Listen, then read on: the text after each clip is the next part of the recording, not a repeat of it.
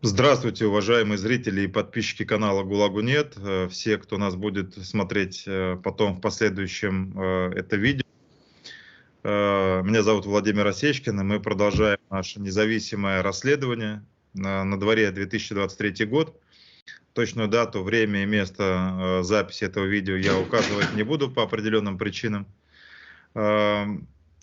Сегодня у нас будет очень важный разговор с человеком, который изнутри знает, как устроены российские спецслужбы, российский спецназ, как была устроена группировка ЧВК «Вагнер», как устроена была ГРУ, что происходило в 2014-2015 году на востоке Украины, каким именно образом ЧВК «Вагнер» действовала и на востоке Украины, и в Африке. Также этот человек обладает огромным массивом информации, который, по сути дела, может, способен и разоблачит ложь российской пропаганды и ложь, которую озвучивал лично Владимир Путин россиянам и всему миру.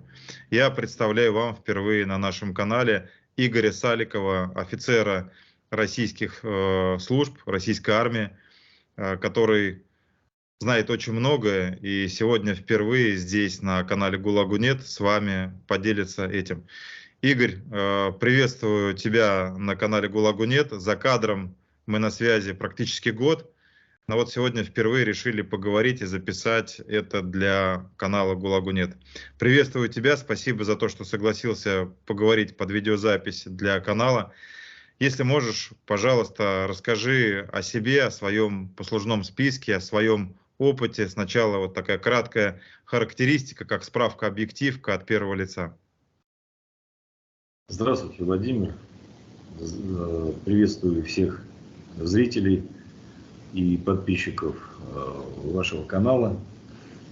Вот. Ну, о себе что скажу, как бы,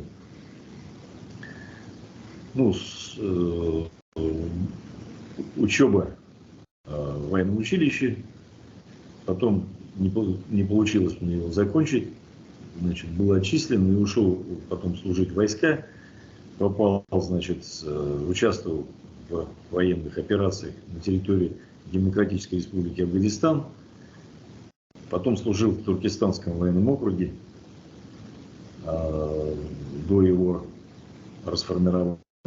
Ну, после того, как распался Советский Союз, вот еще какое-то время. Потом была небольшая, где-то дослуживал, было восстановление такое, дослуживал уже на территории Российской Федерации, которая уже образовалась после РСФСР. Вот, а потом, скажем так, ушел на вольные хлеба, стал наемником. Тогда в то время, значит, ну, то же самое также прошел через такой момент, через, скажем, криминальные структуры, потому что в то время, там, это начало-середина 90-х годов, куда податься-то, скажем так, бедному крестьянину. Вот. А, разумеется, тогда все там по группировкам, по каким-то там формированиям, какая-то... То есть бизнес был тогда весь, во-первых, переплетен с этим делом, но, и, скажем так, люди моей профессии были востребованы во всяких там криминальных структурах. Вот. То есть такой опыт у меня, вот, участие в этих криминальных банформированиях тоже был, но я сделал выбор такой, что... Мы говорим, Игорь, мы говорим про опыт ГРУ, правильно я понимаю? Ну, опыт ГРУ закончился, вы имеете в виду, сейчас ремарк ты все равно вырежешь, да, что-то там, мы на ты или на вы, как? Вот я хотел сказать, да, когда ты начал на вы, я как-то сразу сбился и думаю, наверное, тогда лучше мне тогда, если ты хочешь, давай так, как ты, на твое решение, на вы или на ты? Лучше на ты, наверное. Давай проще на ты, да, потому что ты когда перешел на вы, я думаю, блин, зачем я тогда на ты с тобой начинал? Хорошо, все отлично, я продолжай, пожалуйста. Я упустил этот момент, да. Вначале ты вроде официальную такое приветствие там, ну и... Да, хорошо. криминальные структуры — это не опыт ГРУ. Ну, его можно так тоже сказать. В принципе, что такое там спецназ ГРУ или подразделение? Это, в принципе, те же бандиты, только узаконенные. То есть, как бы с мандатом и лицензией, которые действуют в интересах государства. А принципы и все решения, все то же самое. Разумеется, когда ослабевают институт или не работают институты государства, все эти как бы навыки переходят в частные руки какие-то там и так далее. Вот, таким же способом как бы появились и истории частных военных компаний. Тогда они так не назывались в то время, этот термин пришел позже, но суть, в принципе, их была такая же. То есть я из подразделений спецназа попал в, скажем так, наемники. Ну, официально это так как бы называлось. Вот. Тогда как раз начиналась Чеченская война, чеченские кампании. Я для себя решил, что я в этом участвовать не буду, хотя тоже там тогда пошли не то что приглашения, вызовы там, предложения, то есть как бы отправиться в Чеченскую республику. Но когда наш полк расформировали, значит, мы дали там с друзьями, а коллектив был многонациональный. На самом деле, в принципе, это действительно вот, Туркестанский военный округ, это своеобразная, ну, такая мека содружества всех народов Советского Союза. То есть, как бы представление, если там берешь там узбеки, или таджики, или украинцы были там даже с Западной Украины, там, или чеченцы, или дагестанцы, это все были советские военнослужащие, офицеры, прапорщики, там, сержанты, там, старшины и так далее. Вот. Никто никогда не делил там узбек, или, то есть те же узбеки местные, когда это стала Республика Узбекистан, это были еще все советские офицеры. Вот. Ну, разумеется, решив, что участвует на территории Советского Союза, ну, на бывшей родине, такой обет там, и мы себе дали, там, ну и сам я себе, я не хочу, потому что непонятно, там, завтра это все ну, право, не право, кто там, что не разберешь. Поэтому я уехал за границу. Вот. И так с тех пор, вот где-то, наверное, с 94 года, 95-го, да, 94-95 год, моя эпопея вот это вот, значит, работы в структурах, как теперь по-новому называют, частной военной компании, и началась. Вот. Потом были, значит, я участвовал в различных операциях в Индокитае, это Индонезия, то есть там островные государства, где происходили в то время, как раз понеслись эти все заварушки. Помимо того, что Советский Союз был там, все окраины были охвачены, там все. Это вот мы когда были еще в Средней Азии, там Узбекистан, Таджикистан этим занимались, наведением порядка там. Здесь, в принципе, посыпалось все то же самое. В частности, потому что новая власть, которая пришла на постсоветском пространстве, а Советский Союз очень много уделял времени на решение своих задач вне границ СССР.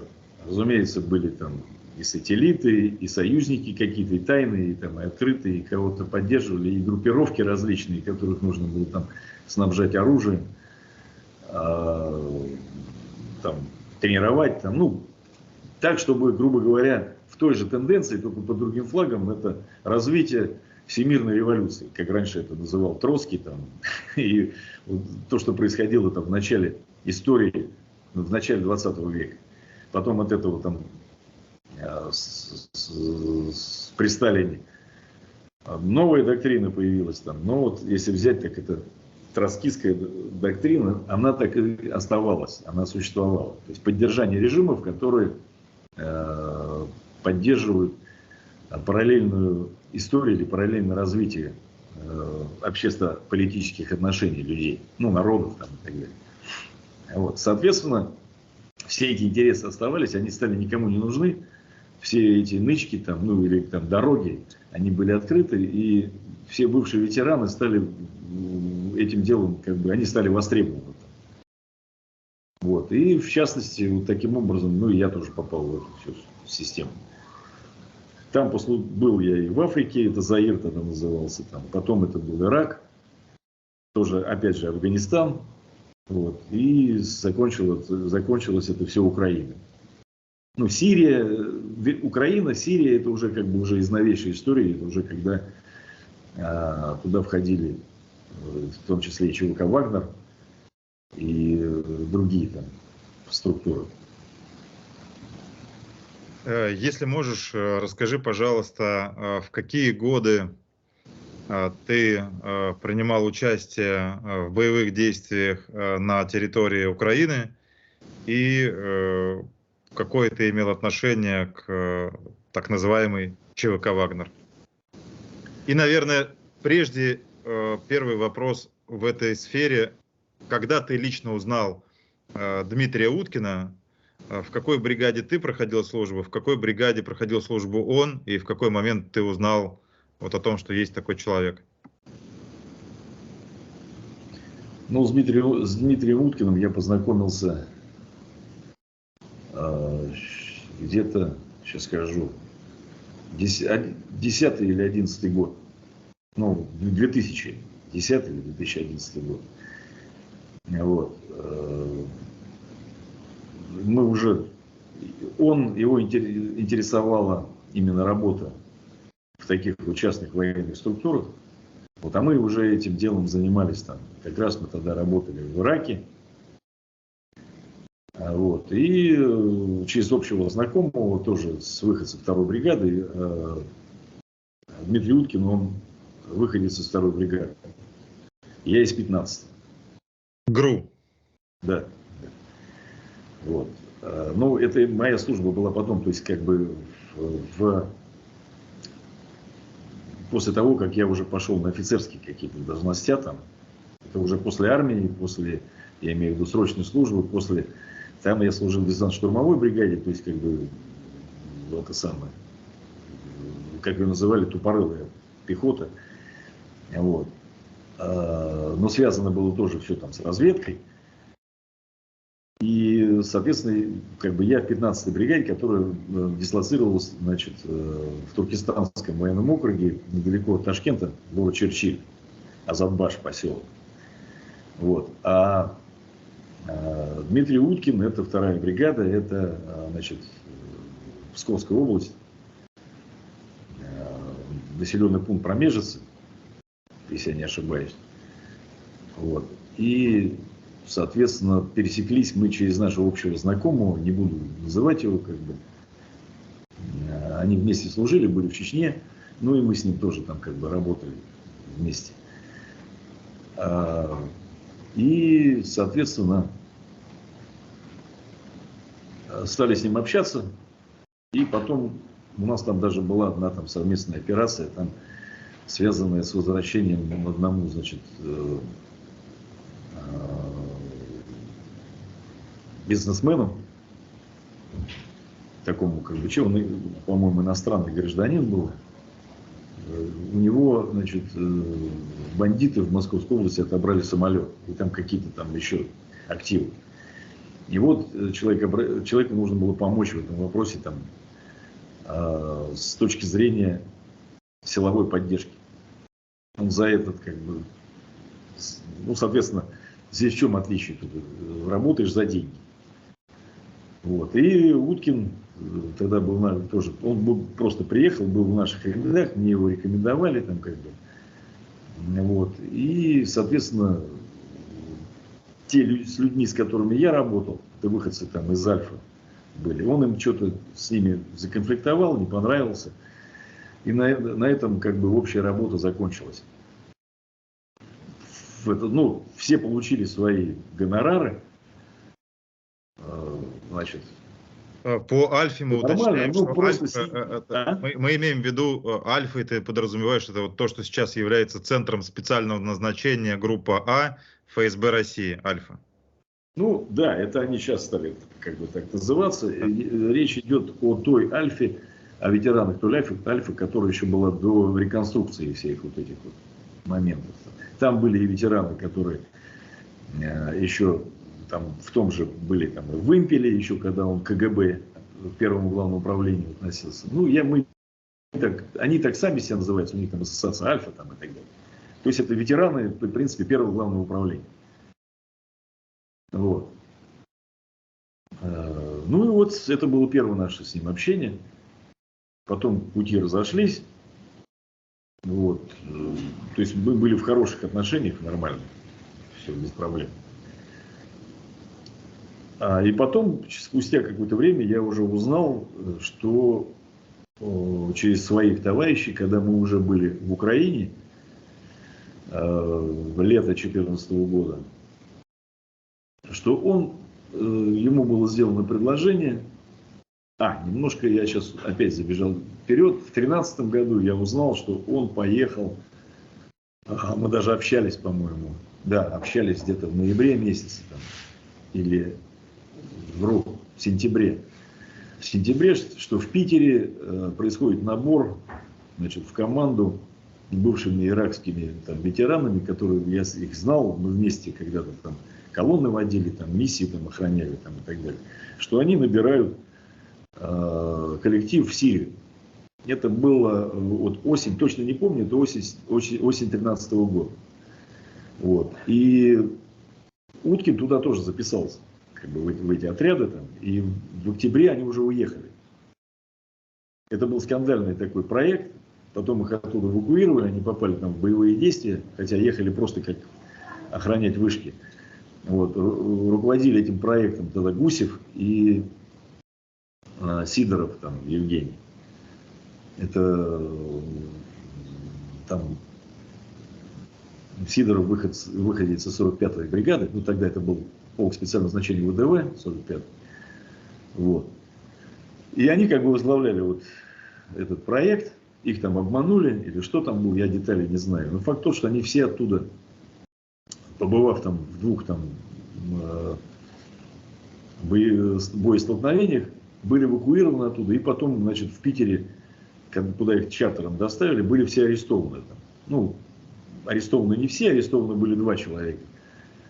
Гусев и Сидоров. А остальные прошли через фильтрацию. Значит, у всех набирали паспорта, значит, сотрудники, там, я не знаю, наверное, контрразведкой занимался, у меня деталей таких нет, ну, ФСБ, короче. Контора их допрашивала, составляла, значит, все вот эти моменты, там, справки, личные номера присваивались, там, делам и так далее. Ну, и потом, соответственно, основной этот, как бы, весь бомонд, вот эти ребят, которые оказались в такой ситуации, был отпущен. Вот. Задержаны были только 2. Позже они были осуждены. По большому счету им сначала вменяли 358-ю, 359-я какая там статья наемничества. Но потом ее там как-то там переквалифицировали, получили они по 3 года. Вот. И что интересно, что они сидели, отбывали срок. Весь тот срок, пока, в принципе, потом буквально через несколько месяцев все пошли и начали воевать в Украине, как бы вот эти все структуры, понимаешь? Вот. И как получилось, что... Это на самом деле важная деталь. А ты можешь как называлась вот эта вот группа, которая выдвигалась вот как раз там в Сирию, ты рассказывал, да? И которая потом вернулась и была арестована. Как они были известны? Это славянский корпус. Да. Он был юридически оформлен в Сингапуре. Это была действительно юридическая контора, то есть какой-то юридический статус у него был. Они действовали, в принципе, по схеме, которую мы делали, потому что там был Гусев опытный какой-то парень. Вот, и они по этой схеме, там еще много здесь, наверное, не надо называть этих людей, они тоже к этому, там, к славянскому корпусу имели отношение, но предтечей всему это было, как бы на основе чего создавалось. Это была Marine Group, такая структура, которая работала уже несколько лет до этого. Они в основном... Я правильно понимаю, Моран, да? Моран Групп. Моран, потом Славянский корпус, потом задержание сотрудниками ФСБ при возвращении в Россию, фильтрация, и потом формирование уже Да, под контролем. буквально это произошло где-то вот декабрь, скорее всего, да, декабрь.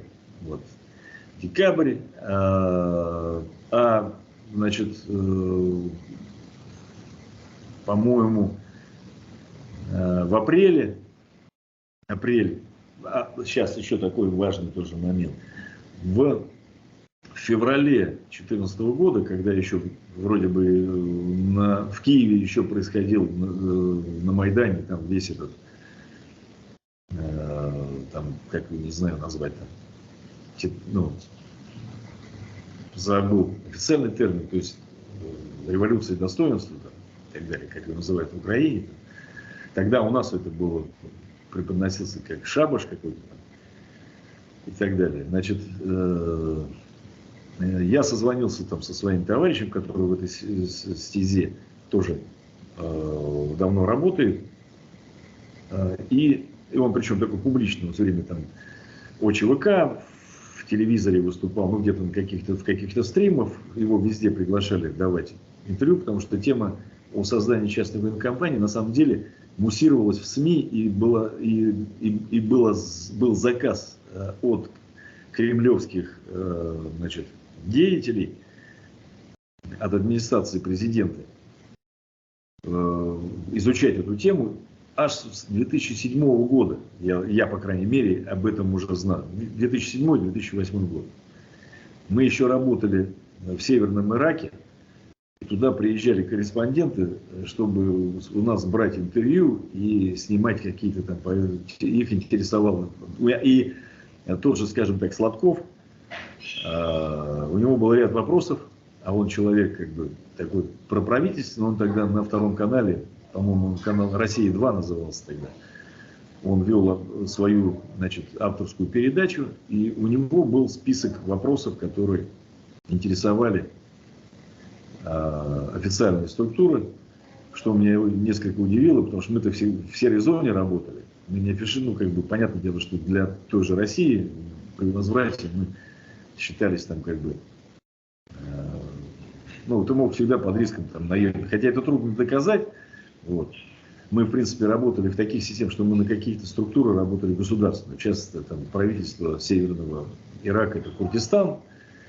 Ну и вот такие вот вещи. То же самое также и в Афганистане, где колонны сопровождали структуры, которая обеспечивала логистику для коалиционных сил СФА, находящихся уже в Исламской республике Афганистан. Поэтому с точки зрения, скажем так, международного права, того, к нам вопросов не было. То есть мы заработали, в принципе, легально. А вот в самой внутри страны, в России, мы были нелегальны. То есть если при желании, можно было каждого там... Поэтому это сохранялось так в каких-то там тайнах, и в основном все эти люди были не медийного жанра. Вот. И, соответственно, от этого человека я узнал, что было совещание в Питере по поводу того, что и одному человеку, то есть кто будет занимать, уже была подготовка к формированию каких-то подразделений по подобному плану. Вот. И встал вопрос, кому это все, ну, кто будет рулить этими делами. И от него я впервые услышал фамилию Пригожин. Вот. И такой термин, как повар. До этого я этого человека не знал. Вот. И, как бы, ну, и слово повар у меня, то есть, ассоциировалось с профессией, где человек там какой-то готовит еду, там, шеф-повар еще там, в ресторане. У меня друг, значит, работал на Кипре шеф-поваром в ресторане в таком крутом итальянском. Вот. И, соответственно, вот оттуда, наверное, пожалуй, можно вот такой вектор провести вот этой истории, которая позже вылезла тем, что уже будучи нахождением, когда мы находились на территории Донецкой Народной Республики, там, ну, или Донецкой, тогда уже было сформировано как бы вот это вот банановое определение ДНР. Вот. Донецкой Народной Республикой, в том числе и Луганской Народной Республикой. И я узнал, что Дмитрию Уткину поступило предложение сформировать группу и показать себя в каком-то реальном деле, и потом оттуда будут приниматься решения. Соответственно,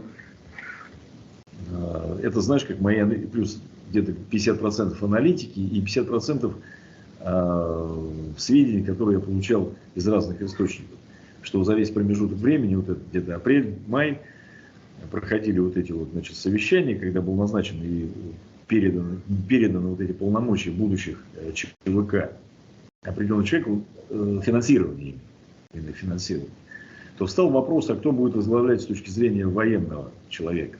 И, разумеется, значит, в конторе подняли все эти списки, людей вызвали и сказали, то есть Пригожин же сам и не пошел там захватывать аэропорт в Луганске. Вот. Соответственно, вызван был Уткин, ему было сделано предложение. Я думаю, что, учитывая, зная этого человека, его не надо было там шантажировать или что-то предлагать, там какие-то, он был готов, он согласен был, это его стезя работы там, и так далее. И такие же ребята там, может быть, отдельных людей я знал, что потом я получил от них информацию, что кого-то все-таки шантажировали. Кто-то, может быть, там подумывал, значит, эту тему, но многие попали туда как бы в такой вот спектр, вот, скажем так, на грани. И была сформирована группа, это было немного человек, где-то человек 30-40. И они зашли в Луганскую народную, в Луганск. И их основная задача была это разгром подразделений, которые находились в защите аэропорта. Тогда была такая тенденция, что в Донецке, что в Луганске силы ВСУ оставались в ключевых вот этих точках, которые обеспечивали логистику по воздуху. И захват их этой игры носил большой смысл во всех отношениях. И в военном, и в военно-политическом, там, и так далее. И в общественном. Вот. И Уткин с этим удачно справился. Вот. То есть до этого момента решений по тому, кто будет, скажем, главнокомандующим военным этой структуры, еще не было решено. И у меня есть такой как бы инсайт от одного человека, который в то время с тем же, значит, Евгением Викторовичем Пригожиным общался. Он сказал, что особенно, что понравилось Пригожину, Дмитрию Уткину, это чрезмерная жестокость. То есть как бы исполнение вот этих всех вещей без всяких соплей. То есть там практически в плен никого не брали, уничтожали все, и этот приказ именно Уткин отдавал.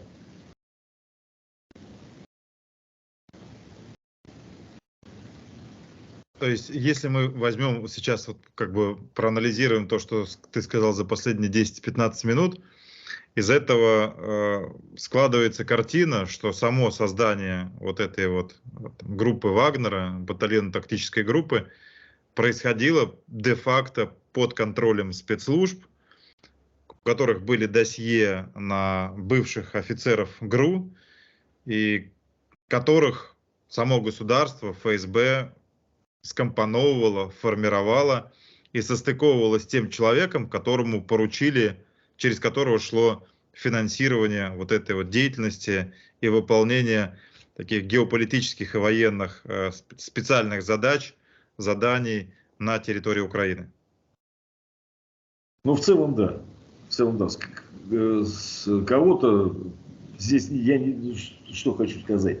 Костяк всего подразделения, который позже там переедет в Молькино, он состоял из, я сейчас не обязательно, что это офицеры ГРУ там, и так далее, там и десантники ребята. Там. То есть тот костяк, который, скажем так, который входил в славянский корпус и который попал вот в эту вот значит, досье компании, которое провели офицеры спецслужб при прилете чартерного рейса. Это было потом проанализировано. На то были там специальные указания, приказы, соответственно, это без этого не бывает. Эти люди отобраны, и всем им было сделано предложение. Кто-то с радостью это побежал, вот, кто-то, наверное, там подумывал, но отказаться уже не мог. Если подводить как итог общий, как вот ты выразился, да, совершенно верно. Я просто здесь сделаю от себя такую небольшую вставку с точки зрения фактологии. Значит, на известной всем фотографии, которую легко можно найти в интернете, где Владимир Путин стоит с целым рядом людей, у которых на груди висят герои России. Вот по левую руку от Владимира Путина, я сейчас увеличу, да, вот стоит этот человек, данные которого сейчас я оглашу. Это никто иной, как Кузнецов Александр Сергеевич, известный теперь уже под позывным Ратибор, командир первого штурмового отряда, соответственно, личный номер М0271. В 2008 году Александр Кузнецов в звании майора служил в спецназе. Позже был арестован по подозрению в похищении человека и в грабеже-разбое. В 2010 году был осужден и отбывал срок лишения свободы в исправительной колонии Гуфсин по Нижегородской области для бывших сотрудников. Постановлением Борского горсуда ему снизили срок наказания, и в апреле 2013 года он был освобожден условно-досрочно. Буквально через непродолжительное количество времени он уже принял под свое командование первую разведывательно-штурмовую роту в группе Дмитрия Уткина, известную как ЧВК Вагнера. Это вот такая одна из небольших зарисовок как раз к тому, что мы с тобой говорили. Конкретно то, что подтверждается фактами, то, что человек был в спецназе, потом за совершенные преступления был арестован и осужден. Потом власти его выпускают в 2013 году. И уже 2014 год мы видим, что человек, который еще, по идее, должен был находиться в исправительной колонии, встает одним из командиров группы Вагнера. Это я просто вот к тому, чтобы те, кто нас будут смотреть и анализировать, они понимали, как сформировалась вот эта вот машинная, военная машина, получившая всемирную огласку, известную как ЧВК «Вагнер». Извини, пожалуйста, что вклинился. Продолжай, пожалуйста. Я уже потерял мысль, мы на чем говорим. Если в плане того, что я лично... Да, давай, хорошо, окей. Если сейчас... Давай тогда к вопросу, как ты оказался на территории Украины в 2014 году. При каких обстоятельствах, что этому способствовало, под чьим контролем это происходило, по чьему приказу, указанию и так далее. Расскажи, пожалуйста, об этом. Ну, не буду скрывать, что в то время, несмотря на то, что хотя я даже жил за границей, работал за границей, но, понимаете, ну, как бы зрителям, тебе суть в том, что по большому счету я отношусь к поколению человеков, народа, поколению людей нашего, скажем так, советского народа, который воспитан был в духе школы там, и всей вот этой системы и отношений в семьи там, и так далее, такой в пассионарной линии, то есть какого-то там сострадания кому-то, там, свои, чужие, там, помощь интернациональная, там, неважно какая. Во многом это, конечно, на жизненном пути оказалось фейком, где-то шляпой, но в целом все равно вот эта идеологическая подоплека, она в людях присутствовала, моего поколения, ну, в том числе и во мне. И когда стало... И вот это вот, все, что со страной происходило, вот эти нулевые годы, ну, мы сейчас ельцинскую вот этот период не берем, А вот эти, как бы, что происходило в нулевые, в десятые, разумеется, я был моложе, там, на сколько там лет, и тогда мысли были такие, что сейчас это все кончится, в конце концов. Но люди же там, которые вышли туда наверх, они же государственные. Они же в итоге-то все равно у них, да, что-то не получается, потому что в свете того, что зашли туда такие вот, много очень негодяев, там, много и так далее, но все-таки институт непробирания наверх негодяев, он все-таки как-то работает. Все-таки там наверху должны быть нормальные люди, которые сейчас это все отстроят. То есть вот это, знаешь, как присутствовало ожидание вот этого вот часа Че, когда в конце концов ну, встанет какой-то герой и скажет, ну все, хорош. Призовет богатырей в это самое, значит, в свое войско и скажет, давайте-ка, дружинники, давайте-ка наводить порядок. В конце концов, это наш дом там. Вот я попался тоже на эту удочку. Вот, и так же, как ребята, которым было сделано предложение, от которого нельзя отказаться, либо ты не хотел от него отказываться, я пошел значит, в ряды, которые пошли в Украину, сознательно. Я верил в то, что мы идем помогать,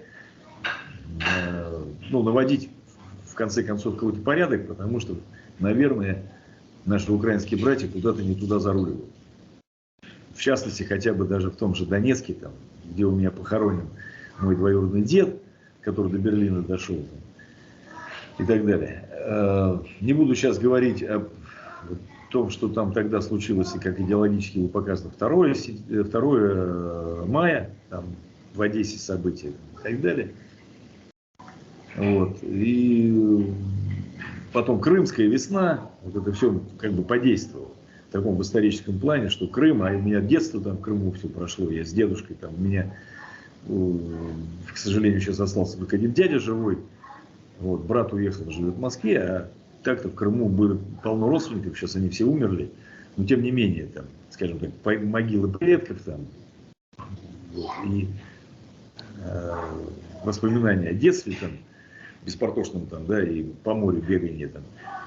Вот на этой волне я, значит, оказался в подразделении, которое вошло туда под предводительством Бородая Александра Юрьевича, который пошел туда, значит, мы вообще шли туда, значит, в Славянск, желая, вообще изначально у нас мой товарищ там по Ираку, который оказался в подразделении Стрелкова, вот, они там оказались в окружении, мы вообще пошли с товарищем, с моими, как бы потенциально оказать ему и вытащить его оттуда.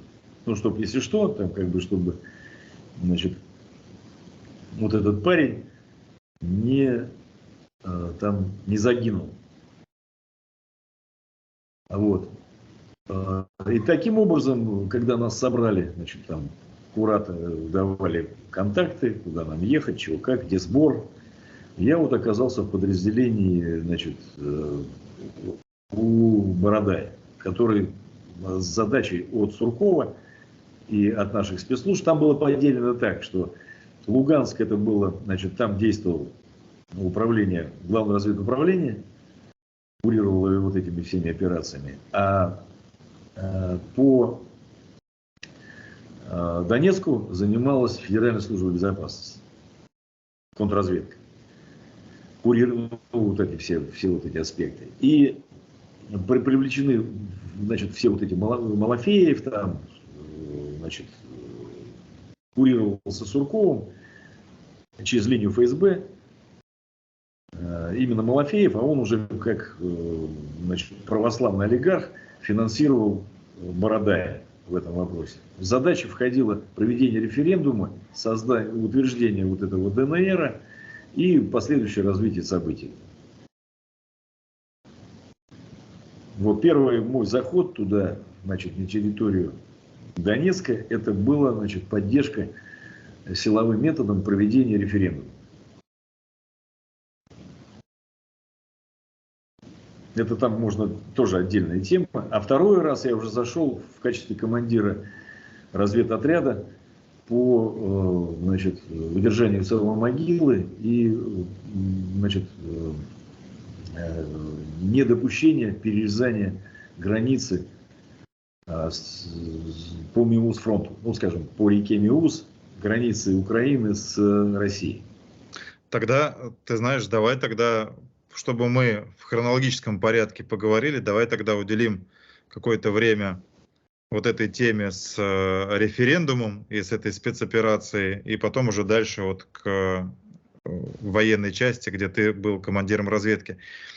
Ты произнес слово «кураторы», вот когда речь шла про формирование. То есть правильно я понимаю, что у таких профессиональных там, бойцов, офицеров спецназа, имевших за плечами опыт там, ГРУ, других там, специальных подразделений, которые принимали участие во многих боевых действиях во многих странах мира, в России существовали институт кураторства, когда ФСБ их контролировала, курировала и, соответственно, каким-то образом формировала для какой-то определенной конкретной государственной задачи.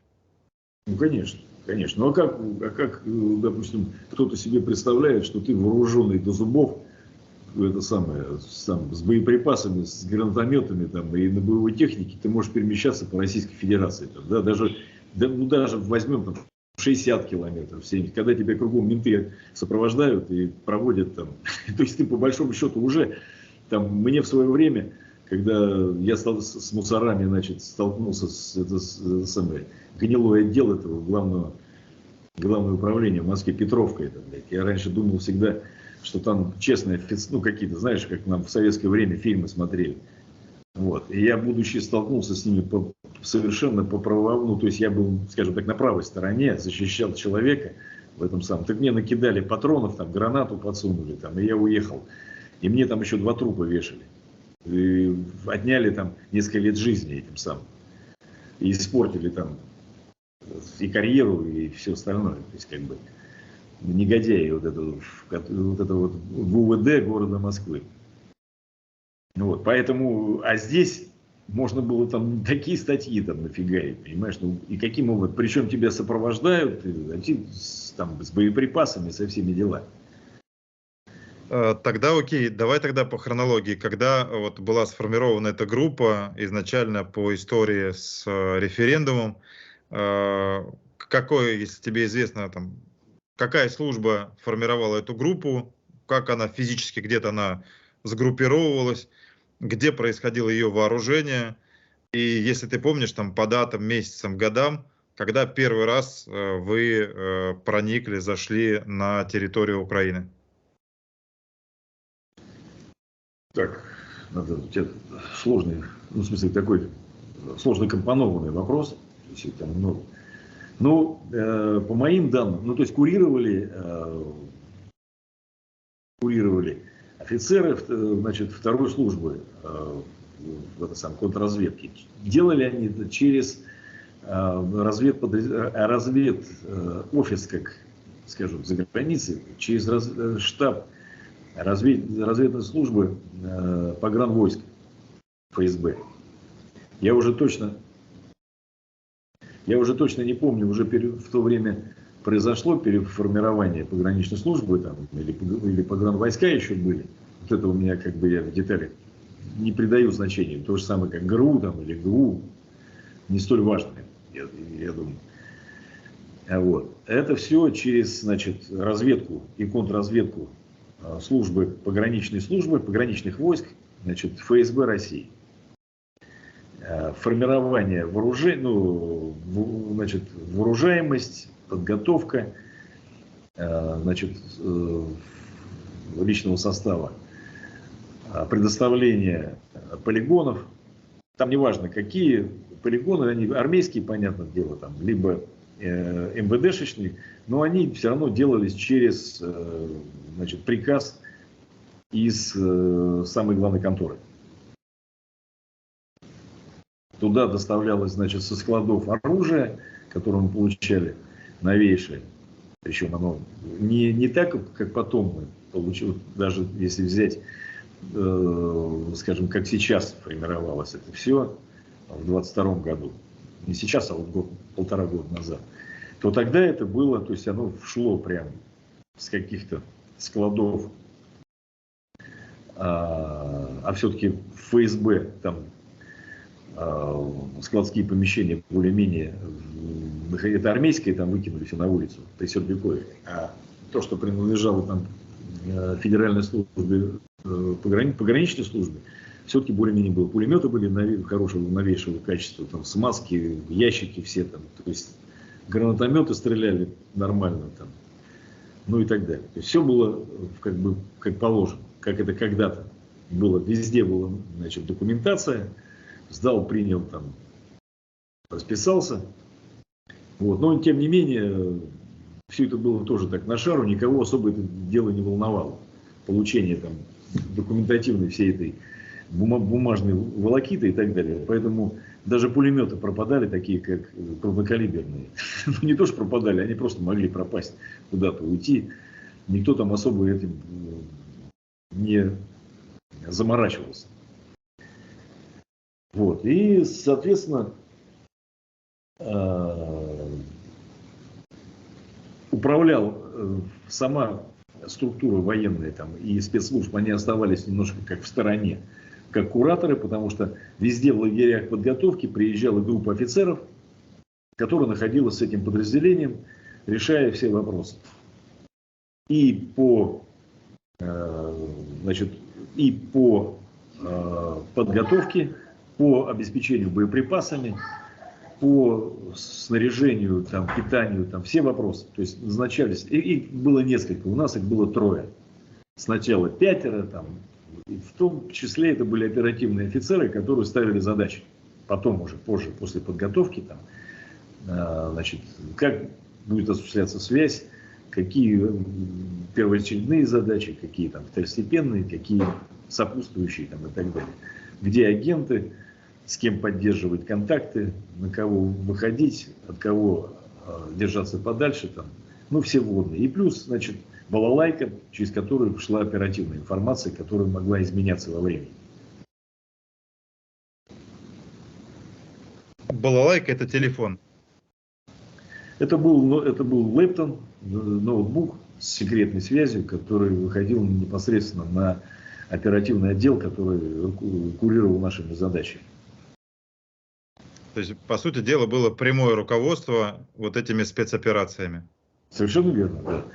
Вот. А что касаемо, допустим, группы Бородая, там всем курировал вообще Сурков. То есть на тот момент он возглавлял администрацию президента. Даже все вот эти офицерские... Насколько я понимаю, Сурков был тогда либо, по-моему, был помощником президента, который курировал это все, личным помощником.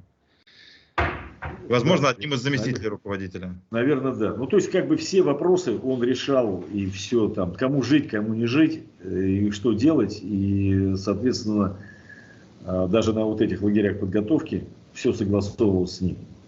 Даже все вот эти вот представленные, значит, оперативные офицеры, они все равно ждали, ну, от своего командования они получали, но те согласовывали все с Сурковым.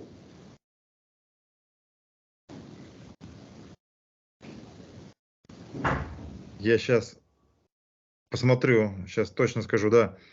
Руководитель аппарата правительства Российской Федерации 2012-2013 год. Сейчас дальше посмотрю. Соответственно, первый заместитель руководителя администрации президента РФ с 2008 по 2011 год. Потом он, видимо, там за Путиным уходил в АП. И потом уже был непосредственно помощником президента РФ, который курировал стратегическое направление. Да. Так, а с 2011 года, сейчас, одну секундочку. Чтобы быть просто точными. Одну минуту. Смотрим на 2011-2013.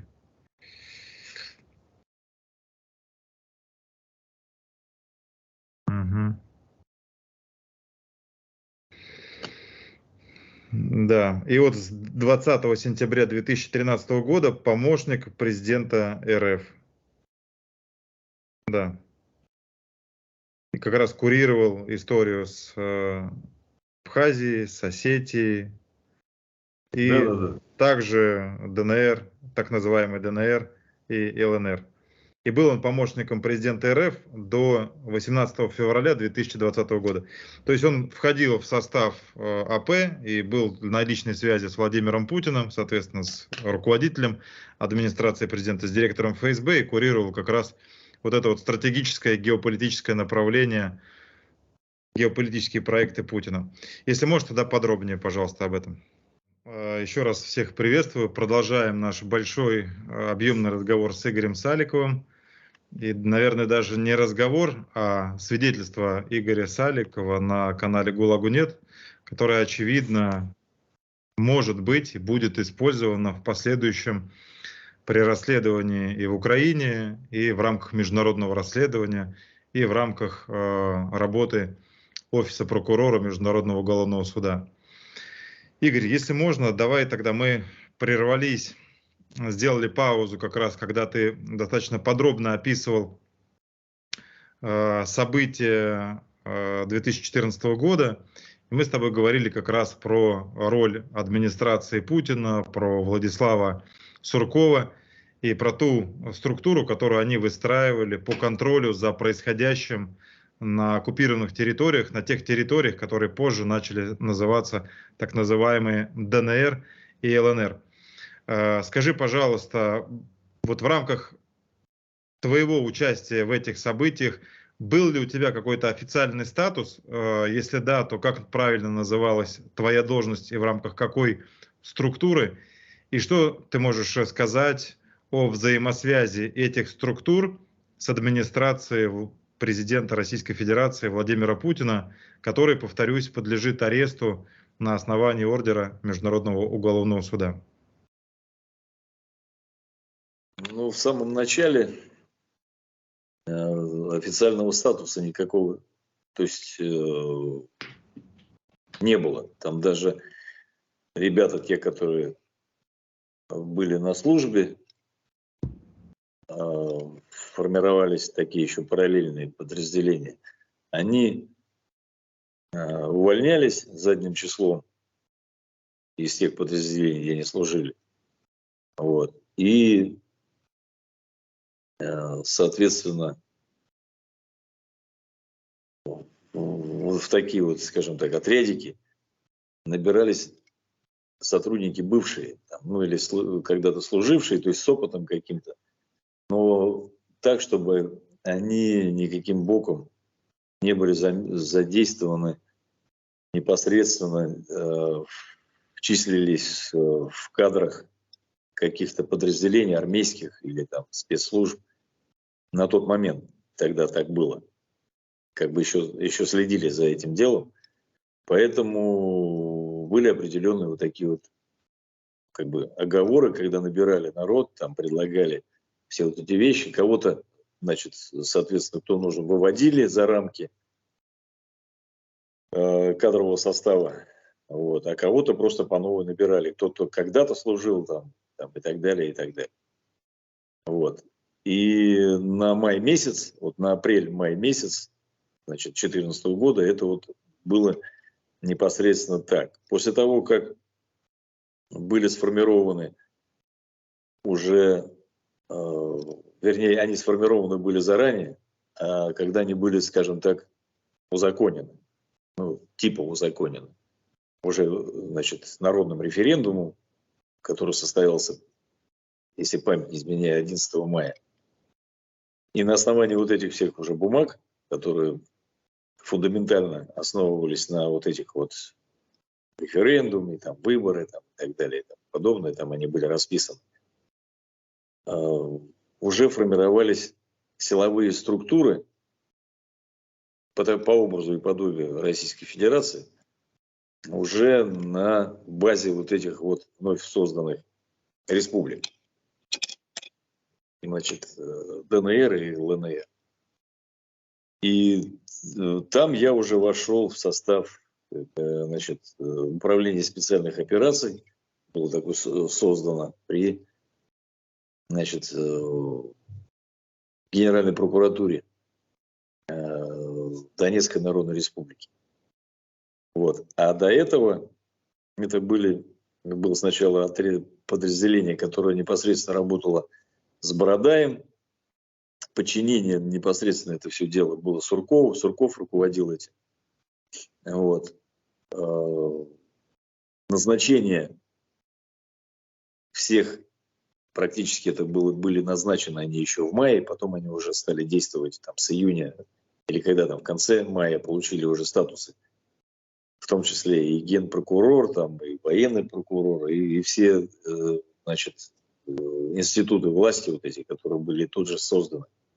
Они, вернее, утвердились, они были созданы заранее, на них были назначены уже должностные лица, которые непосредственно входили на территорию Украины в мае месяце, еще до референдума.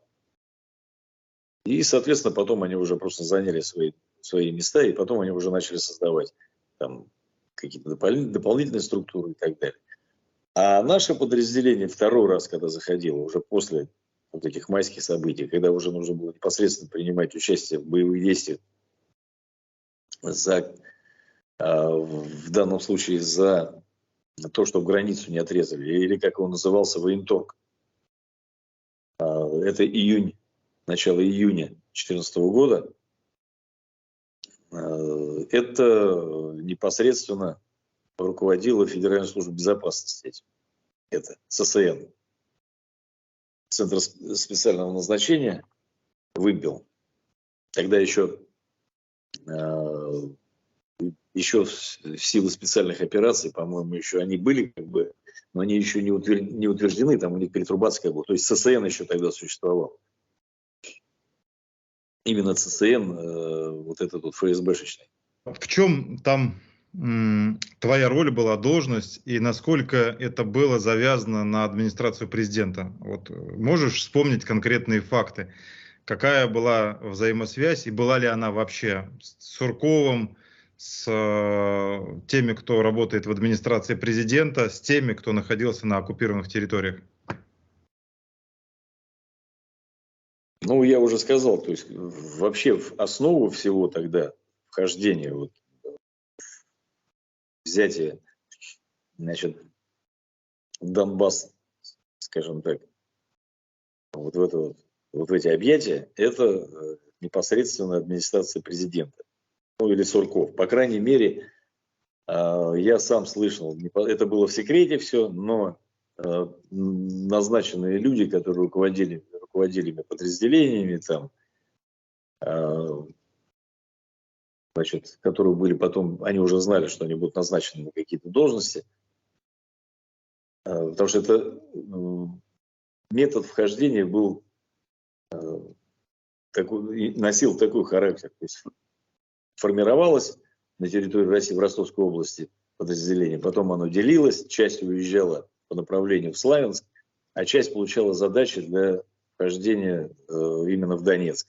Кто-то уезжал в Луганск там, вот. И непосредственно те, которые шли в Донецк, эти люди, назначенные, потом они стали там должности, непосредственно получали ЦУ, созвоны, какие-то уточнения непосредственно, значит, на телефоне отвечал Сурков.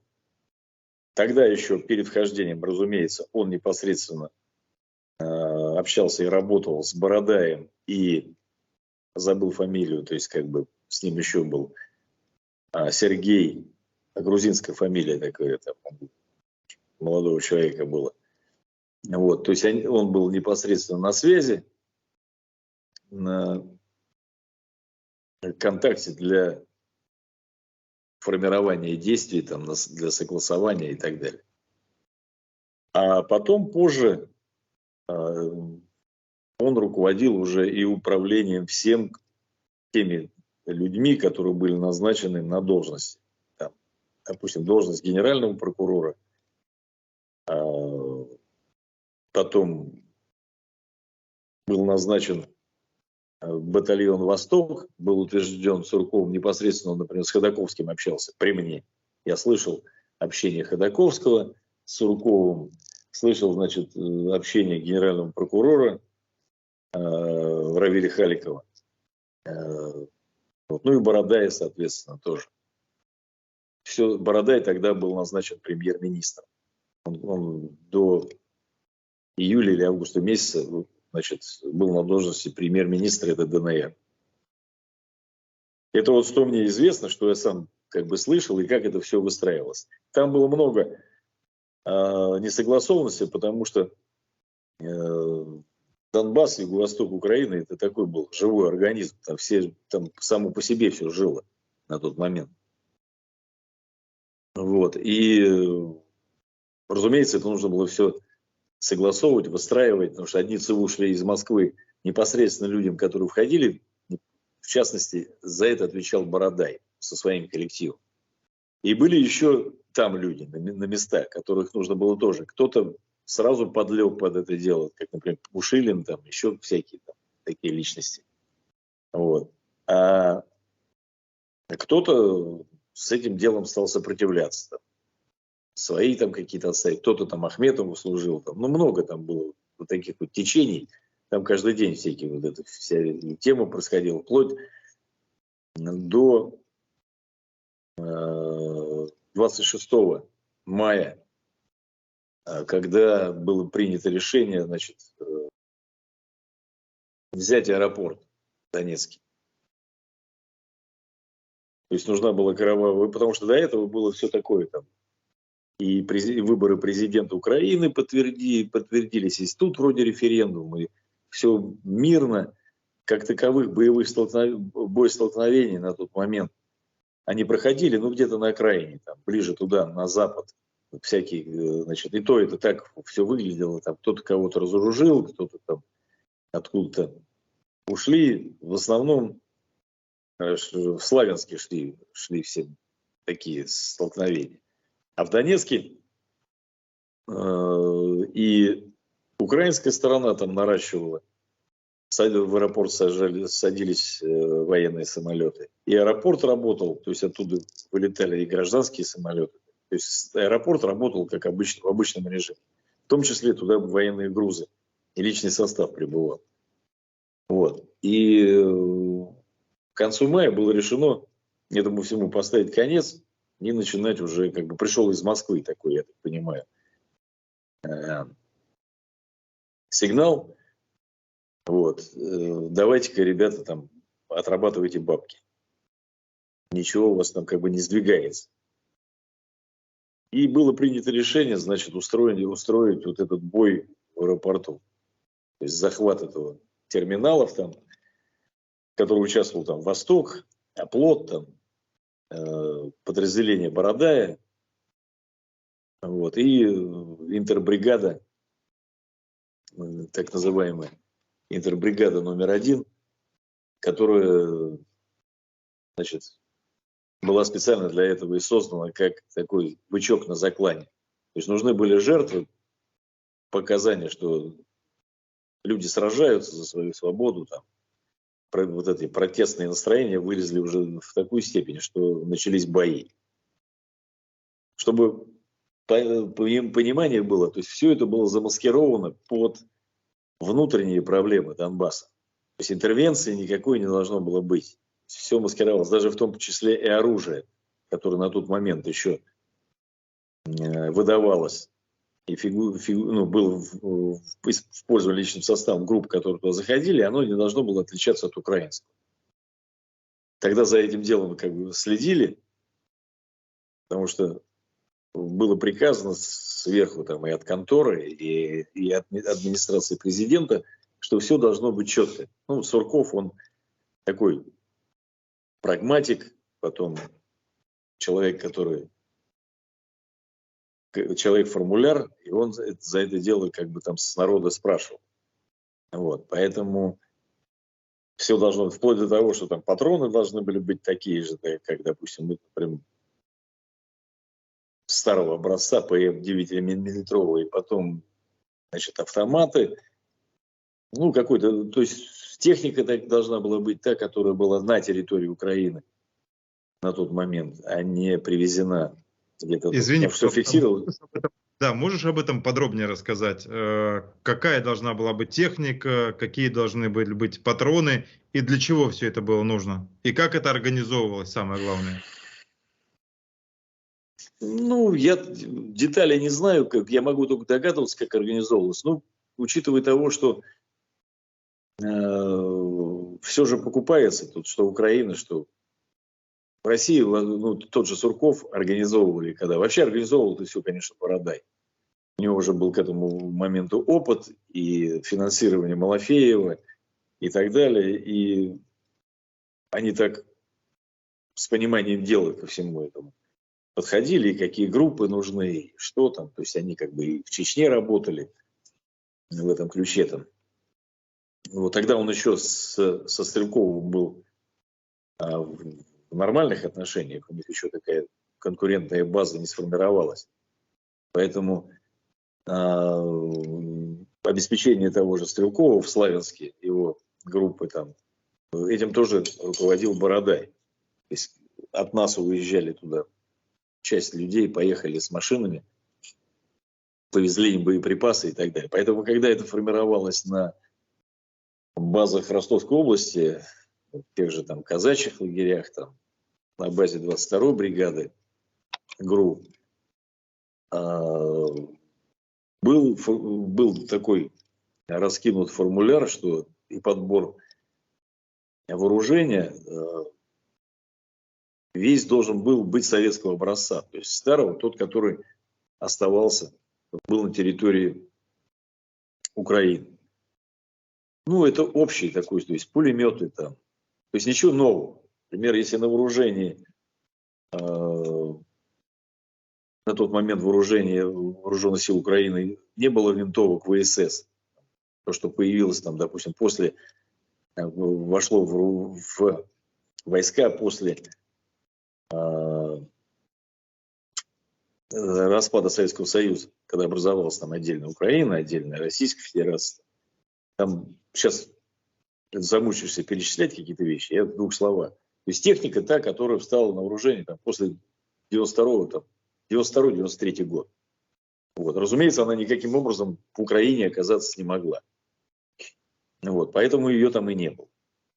Пока там речь шла только о стрелковом вооружении, потому что тяжелая техника появилась чуть позже. Поэтому, ну, в принципе, если сейчас в общем говорить, с июня месяца даже к танкам было отношение. То есть, да, обязательно должны были быть, значит, возможности захода танков только 64-ки, потому что 64-ки на Харьковском заводе именно изготавливались.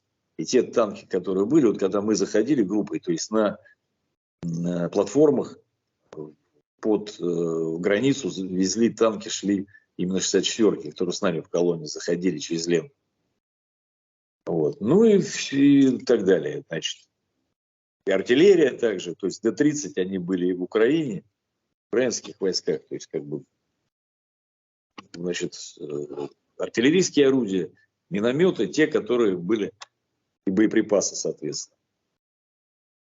Патроны тоже, как бы, если допустим, боеприпасы применялись 9-миллиметровые, то это обычно так вот в простонародье зеленые, короче, те, которые тоже были складские, советские. Например, в Российской Федерации они уже немножко другого стандарта там пошли. Именно завод их начал уже выпускать там, если так сказать, ну, другого, они немножко по цвету отличаются. Вот. Но это вот такие вот мелочи. А так в основном как бы это просто... Нет, техническую сторону я понял. В твоем понимании, для чего это было сделано, для чего это там использовалось? Ты как это для себя понимал? И, возможно, там какие-то установки, которые были от Суркова и ниже, в каких моментах ты слышал, чтобы это все проговаривалось, чтобы именно вот этот регламент соблюдался с использованием ограниченного какого-то количества оружия, которое есть и у украинской стороны? Ну, во-первых, я сначала, как в самом начале, я не был допущен там до такого инсайда, который я присутствовал при разговорах. При формировании подразделений и подгрупп, которые заходили. Только можно было догадываться потом, анализируя, получив сведения, что когда я уже услышал разговор, когда в машине, к примеру, при проведении референдума, то есть когда возник вопрос, что под срыв даже вся эта программа могла пойти, потому что не получалось, там люди отказались проводить его за ту сумму, которую, значит, им была озвучена, потому что как бы сам референдум, вот этот вот народный, они тогда, что интересно, тогда все, надо отдать должное Бородаеву и его помощникам, они соблюдали вот эту вот весь вот этот законный театр, что все должно было быть, видимо, это была такая установка, и, соответственно, это была установка от Суркова, от администрации президента, там, значит, чтобы все было как положено, по регламенту, как проводятся такие вещи, до мелочей. И вот эта педантность, она была заметна. То есть они действительно ее выполняли. Вот. И в один прекрасный момент все могло пойти под срыв, потому что, значит, начальник Центра избиркома, Роман Лялин, по-моему, фамилия, у них очень возник вопрос в сумме, денежном эквиваленте его услуг. Вот. Была названа им другая совершенно сумма, она не устраивала, соответственно, исполнителя, то есть кто делал это, значит, Бородаев. Вот. И он тот уперся и говорит: не, я, говорит, так не буду, значит, работать. И здесь, соответственно, нужно было согласовывать, как говорится, с шефом. Надо позвонить шефу. И вот мы сидели в машине, и был звонок шефу. Я, например, из разговора сразу понял, что это Сурков. Вот мне его никто не называл, но разговор был, значит, они между собой разговаривали, значит, Сергей и, значит, Александр Юрьевич. Они между собой разговаривали, называя, значит, человека, который было нетрудно догадаться, о ком идет речь. И потом, значит, иногда фразы, когда разговариваешь по телефону, не только там в ухо, при хорошей связи там, и при достаточной тишине в салоне можно услышать, что там оттуда говорится, в каком тоне там, и кто это, сопоставить. Вот. Я тогда понял, что мне никто не называл, кто это, что, я догадался сам. Потом позже было названо это, кто это, но другим человеком. В тот момент мне никто его не представлял, разумеется. И у меня не было таких полномочий там, и должности, чтобы мне кто-то говорил, там так не делается. То есть каждый на своем месте, тот получал, значит, Бородай задачи, ставил их нам, что-то не получалось, он, значит, снизу докладывал потом вверх. Там согласовывался опять, и опять сверху спускалось там до нас. Вот нам было, значит, приказано провести разъяснительную работу для того, чтобы... Ну, то есть ситуация в том, что оттуда пришло распоряжение любым способом, значит, это все сделать. Вот, то есть шеф, все пропало, такая вещь не прокатит.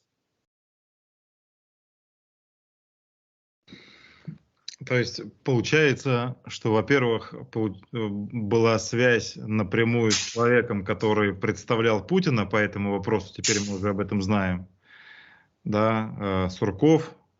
Сурков был на тот момент помощником президента РФ, помощником Путина. И получается, что первые месяцы была попытка имитации того, что действуют якобы украинские силы с украинским оружием без вторжения и участия со стороны российских спецслужб, солдат, офицеров, наемников. Да, совершенно верно. Совершенно верно. Все маскировалось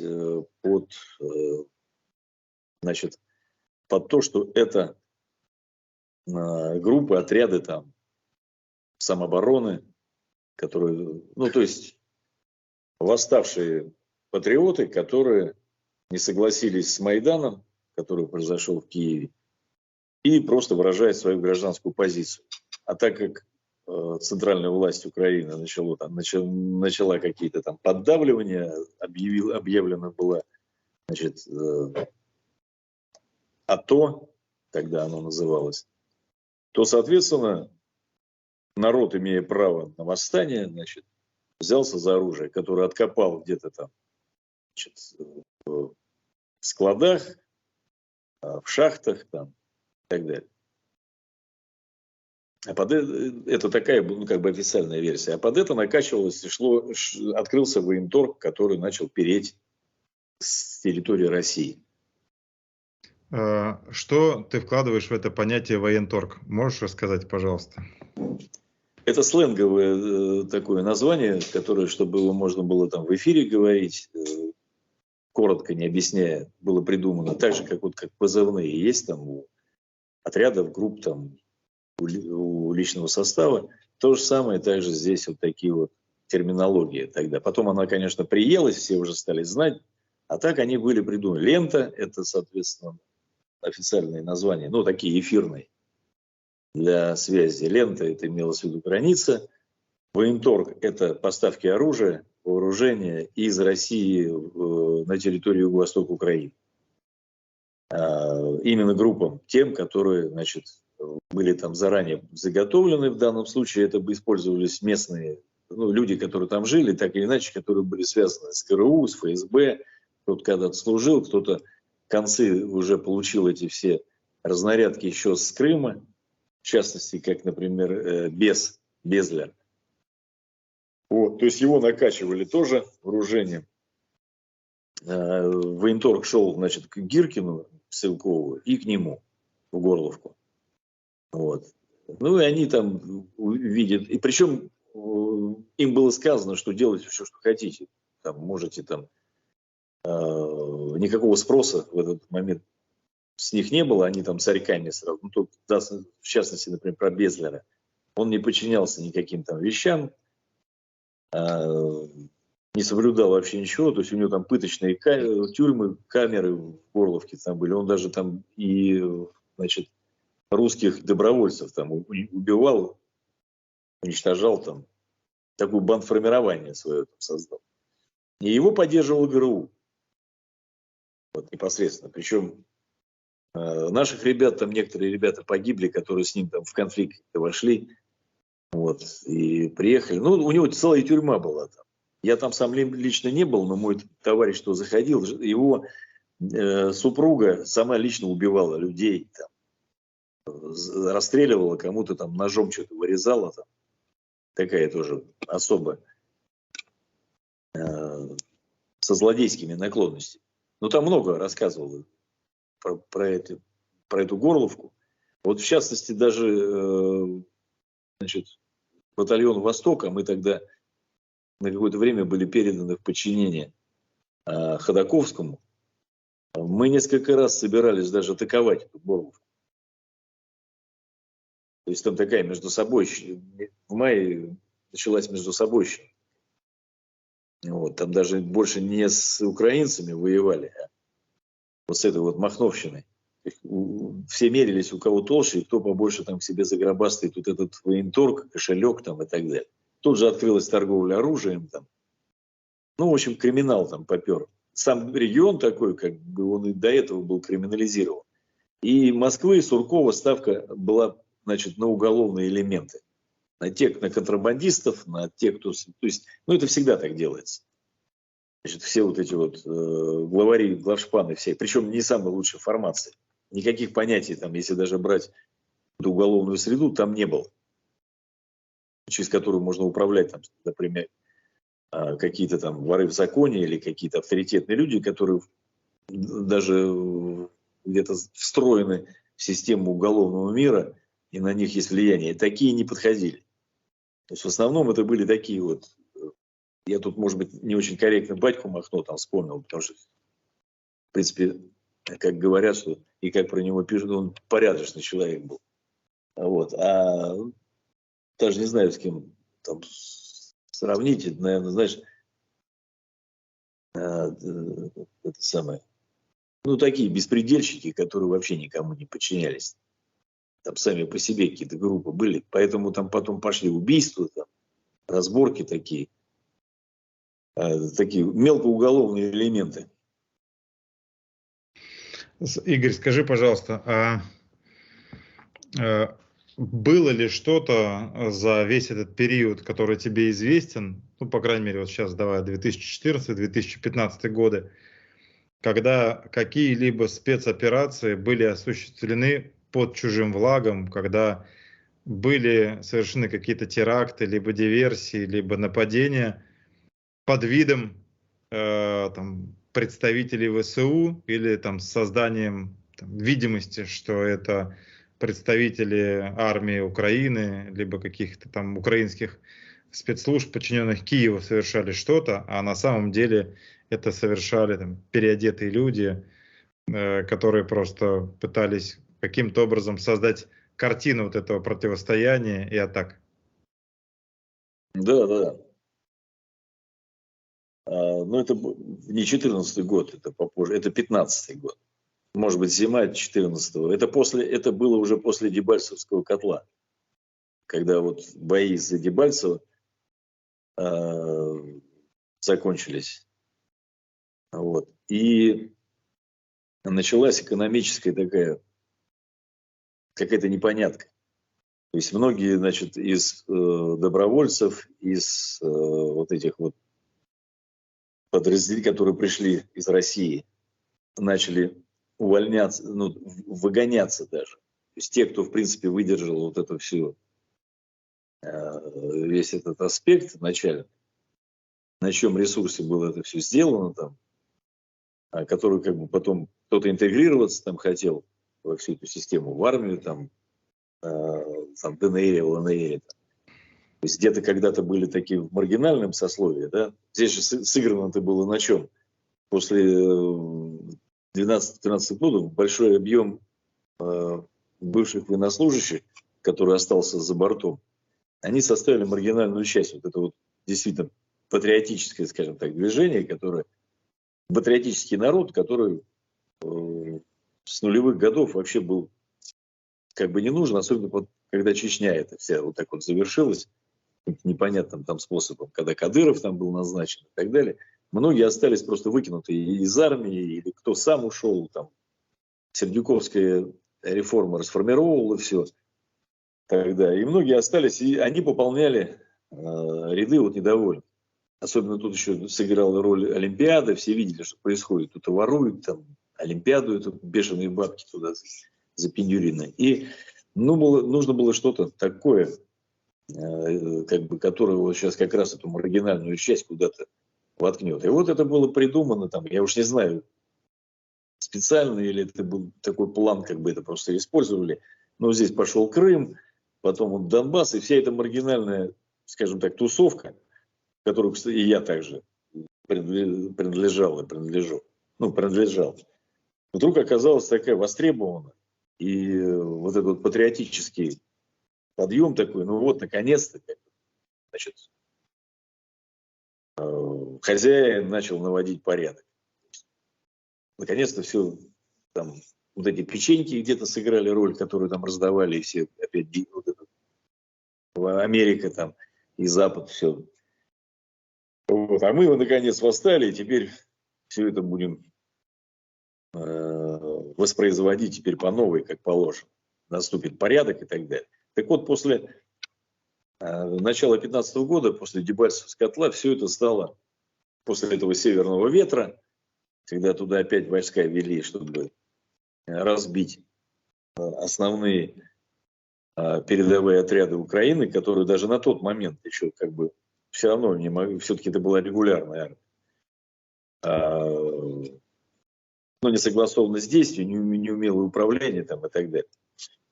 Вот. И потом начали подсокращать, то есть как бы начали убирать всех, разгонять, выкидывать. Кто сопротивлялся, значит, находились с простреленными головами, кто-то у себя в кабинете вдруг нечаянно застрелился. Ну вот очень много там таких, если даже порыться. Там корпусы стали переименовывать.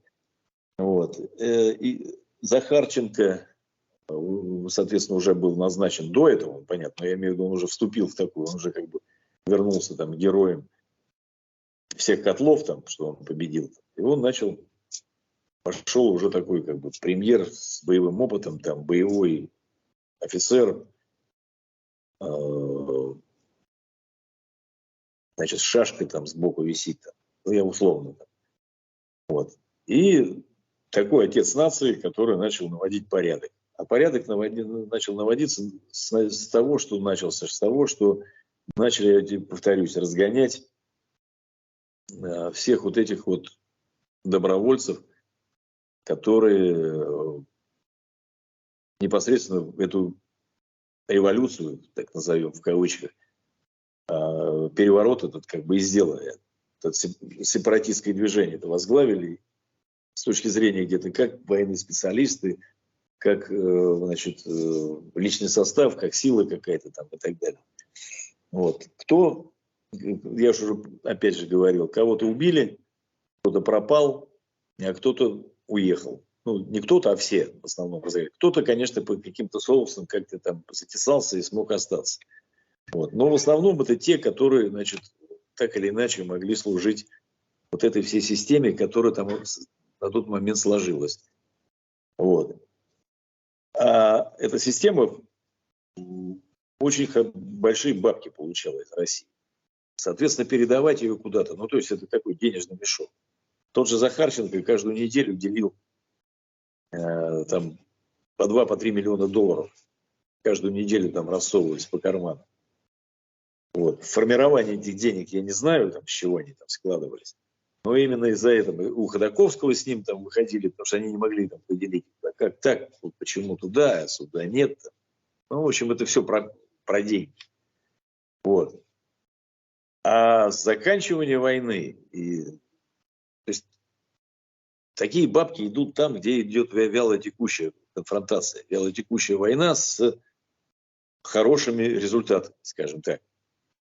То есть нужны жертвы, нужны какие-то обстрелы, нужны там, а их там, допустим, Минск-2 заключили, там, отвели всех там по какой-то причине. Опять же, вот сейчас ведь опять же такую же схему хотят сделать.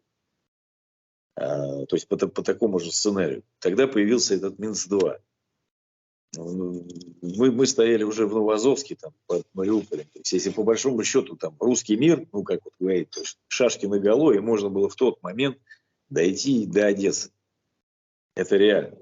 Вот, то есть, потому что там как бы еще и в украинских городах никто не знал, что это такое, и что, чего, и действительно кто-то там верил. Там. И многие связи были, кто-то где-то, вот я там со своими сослуживцами разговаривал, кто-то там, да все были так настроены, что, ну, то есть, в принципе, Мариуполь, уже там никого не было, можно было заходить и дальше, там, иди на Херсон, и все можно было это все делать тогда, и бескровно, но остановили. Остановили, потому что, значит,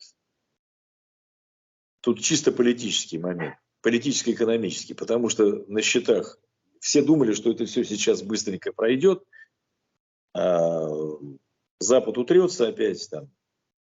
То есть лягушку надо было жарить так медленно. Вот. И поэтому решили, сейчас мы не будем злить старшего брата, которого мы как бы сейчас уже старшим братом не считаем, а вот мы, смотрите, уступаем. Вот. Ну а вы нам не блокируйте ничего, пожалуйста. Это не мы, это вот просто местные жители восстали. Ну мы тут как бы не сторона конфликта и так далее. Здесь тут это вот, значит, умное лицо Лаврова, которого сейчас почему-то называют лошадиным, там, вот, лошадью, там, это опять же не я сказал. И вот тогда вот этот Минск-2 появился, и такая вредная штука, в принципе, я сейчас просто буду говорить, потому что я тогда, да, я был в боевых порядках вот, людей, которые пришли этот Донбасс освобождать. Конечно, за протяжении всего вот этого 1,5 года,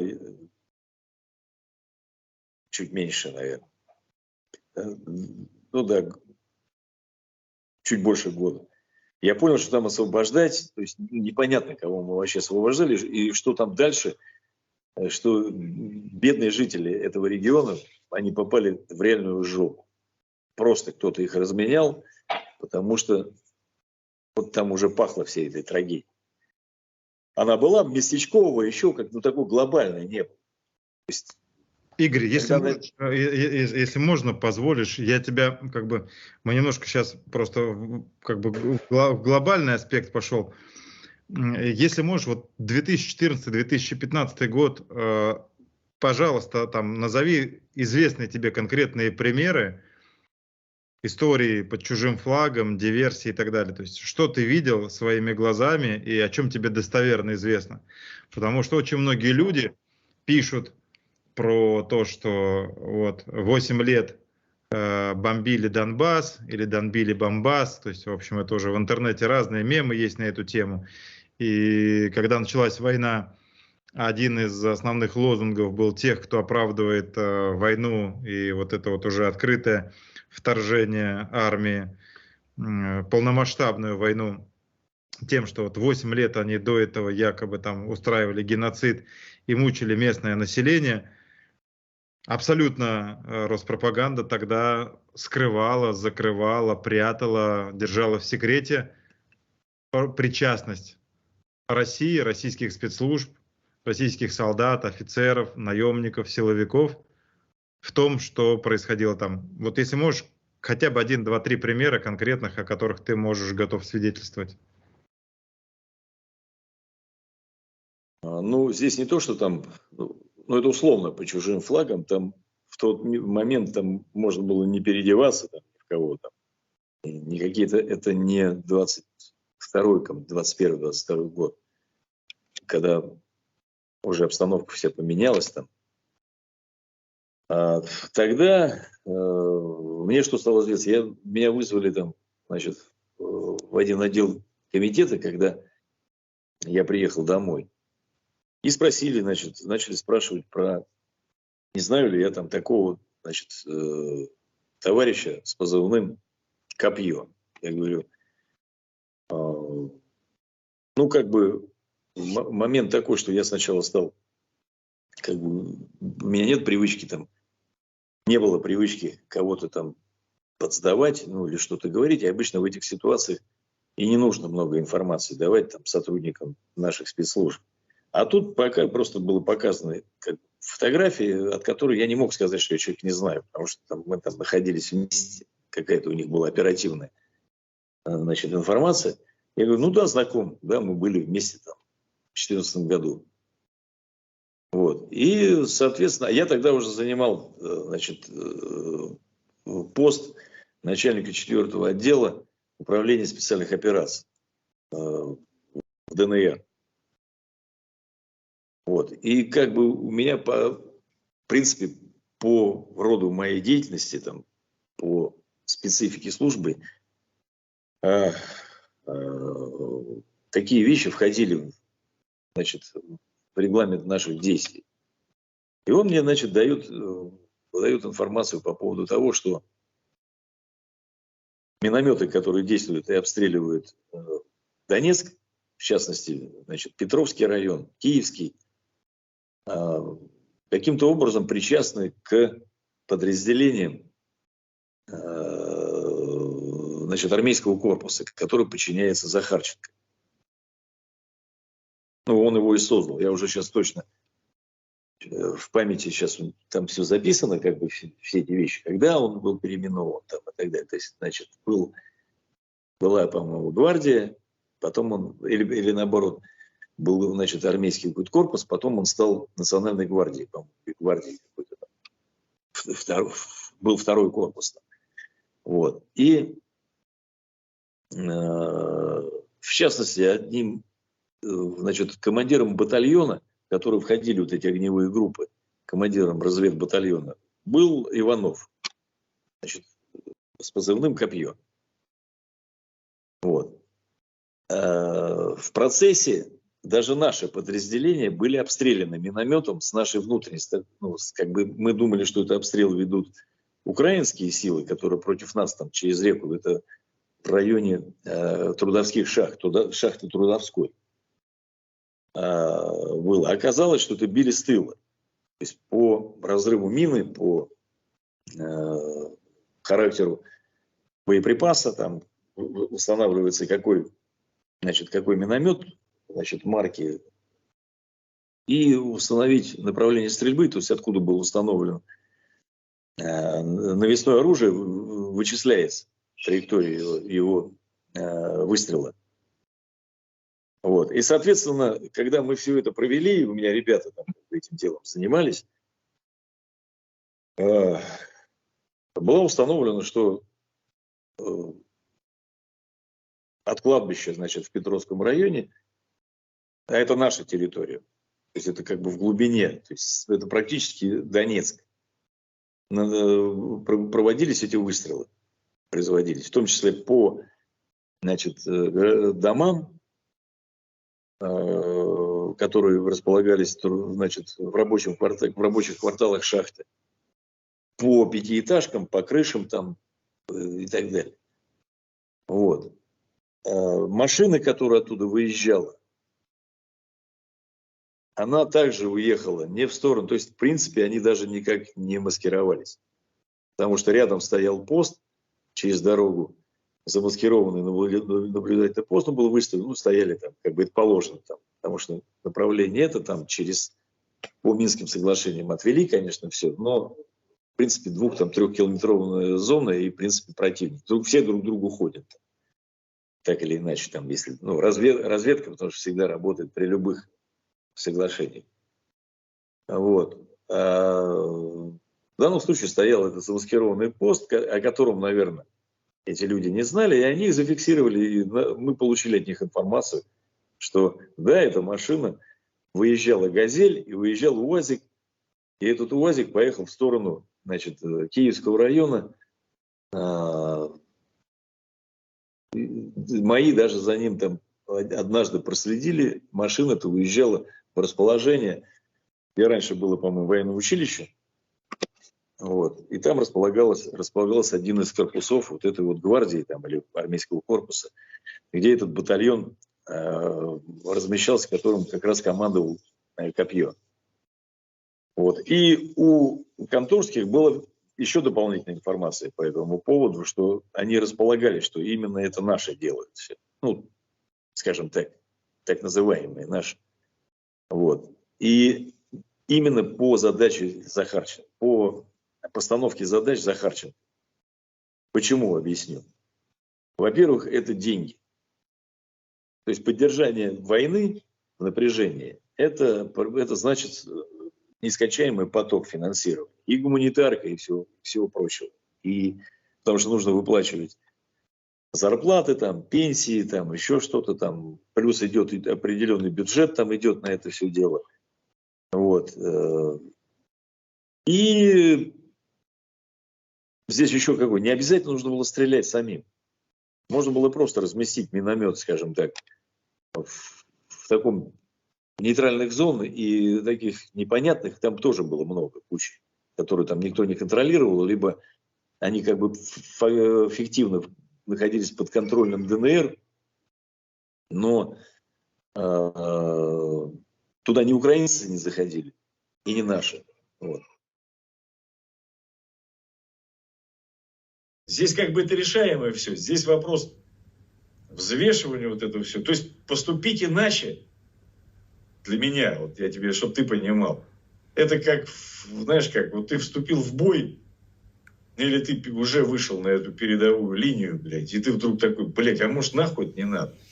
То есть есть определенные вещи, которые надо принимать решение до того. Да. Вот, когда тебе предложили, вот, ты должен понимать, что...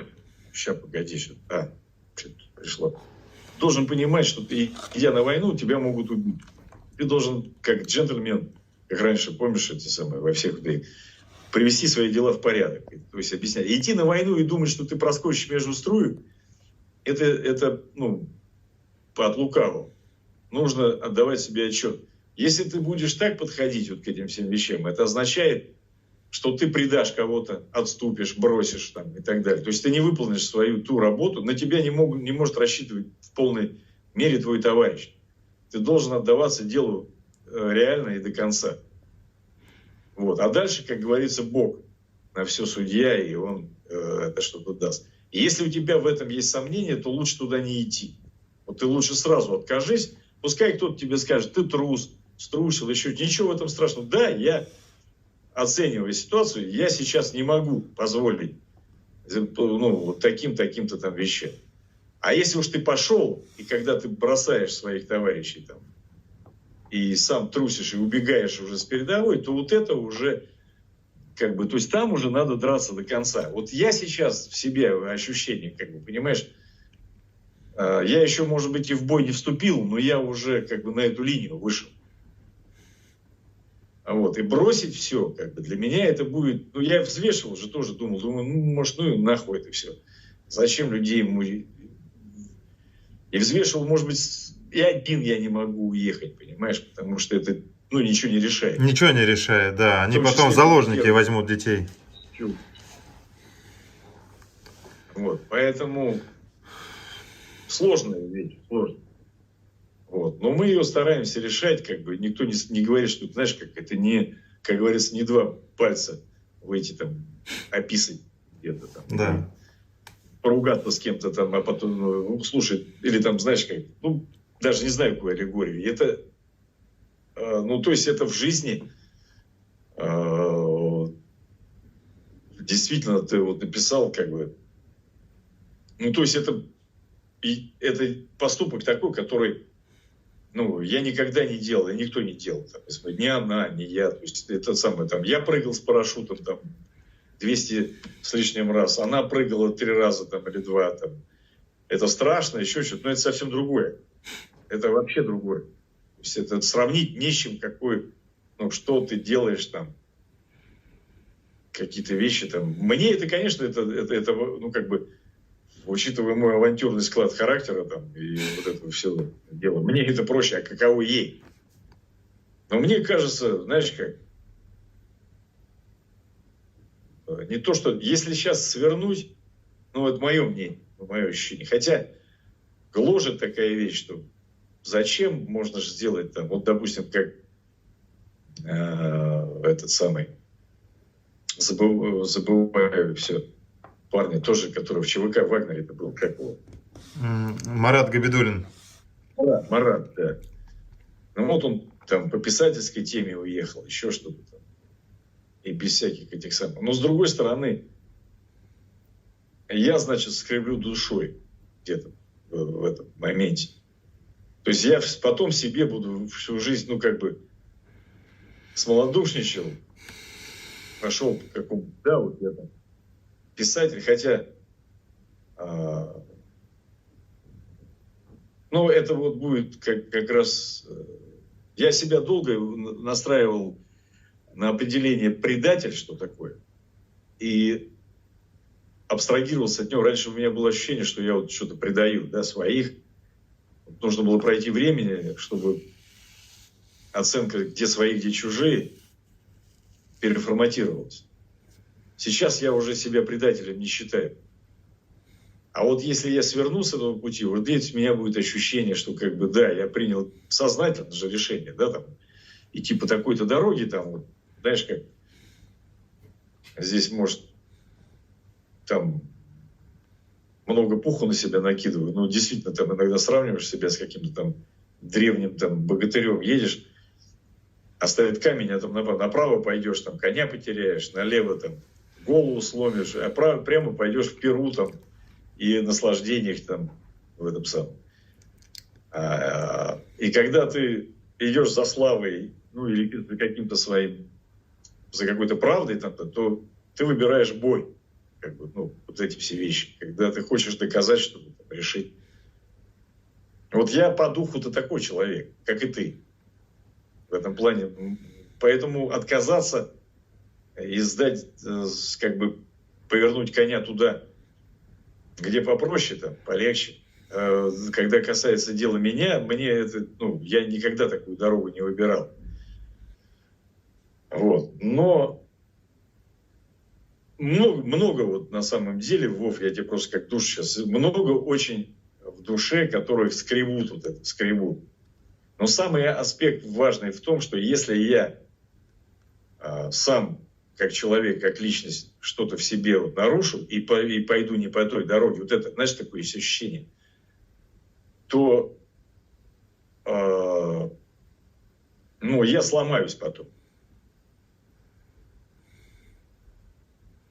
Вот, поэтому, как бы, ты вот, ну, как ты сейчас тоже затронул такая тема, она болезненная, на самом деле.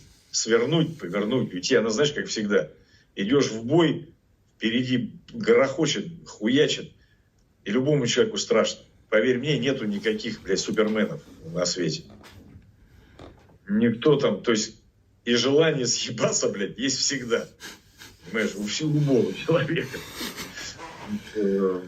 И человек идет в эту драку, блядь, он идет на воле, на понятиях, на вот этой пропитанной совести внутри, что ты должен делать, что ты не можешь повернуть назад, что тебе нужно, чтобы убрать вот этот негатив, эту ситуацию, тебе надо как бы победить врага, но нужно идти вперед, и это сам.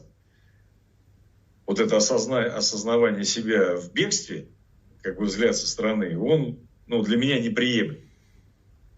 Почему я, когда понял это все, что идти в атаку, для этого нужна мотивация.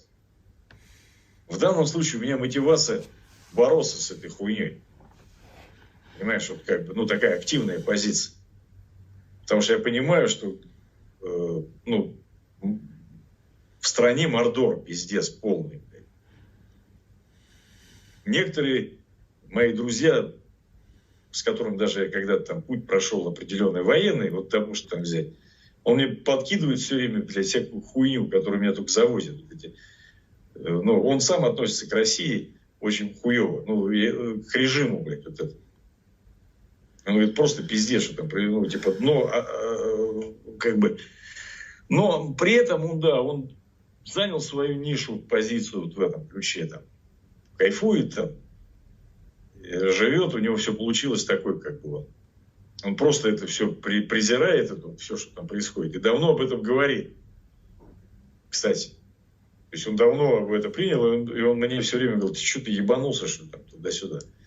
Но у меня встал сейчас вопрос, что я столько лет шел не туда, и отчасти помог этому режиму, понимаешь? То есть на мне вот это пятно, вот это вот всей хуйни. И, конечно, хочется сделать так, чтобы дети, ну, если я что-то делаю в данном случае, это все делаю для своих вот этих сыновей. Чтобы они, как бы, у них была страховка от этого говна, блядь. Потому что Россия это в натуре говно, блядь. Я не знаю, когда там, ее историю все сейчас вот возьмем. Казалось, мы сейчас что-то исправим, да? Блядь, там пиздец. Я вот смотрю сейчас, блядь, как это можно исправить, я не знаю. Но пытаться надо, как, ну, вот детей я своих там, вот как я, как отец, я не знаю, как их там воспитывать. Просто не знаю. Поэтому я думаю, вот, я все время просто тебе хочу сказать, я живу в такой парадигме этой борьбы.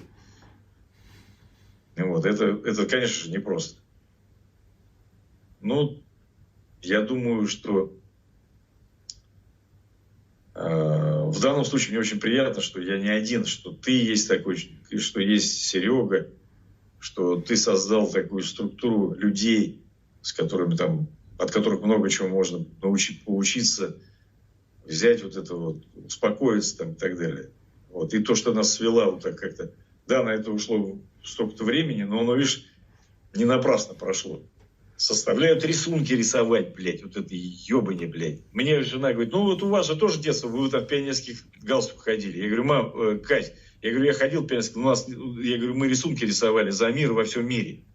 Нас заставляли рисовать. Ну, в то время, кстати, я должен сказать, блядь, такого нарратива не было. Всех убивать, кого-то повторим, еще нахуй. Вообще. Мы, блядь, тогда за мир все были. Вообще. Вот. Да, родину защищать, еще что-то. Это понятно. Никто этот слоган не отменяет. Ее надо защищать и так далее. Но не в чужой стране, блядь. Да. Вот эти все. И потом говорю, давайте мы сначала разберемся, что у нас родина. Какая она и кому она родина, а кому, да, и что бы с ней кто сделал. Надо начинать с этого. Помнишь, я говорю, у того же, это, с чего начинается родина? Давайте, блядь, а то он нахуй, блядь, мавзолей Ленина драпирует, блядь.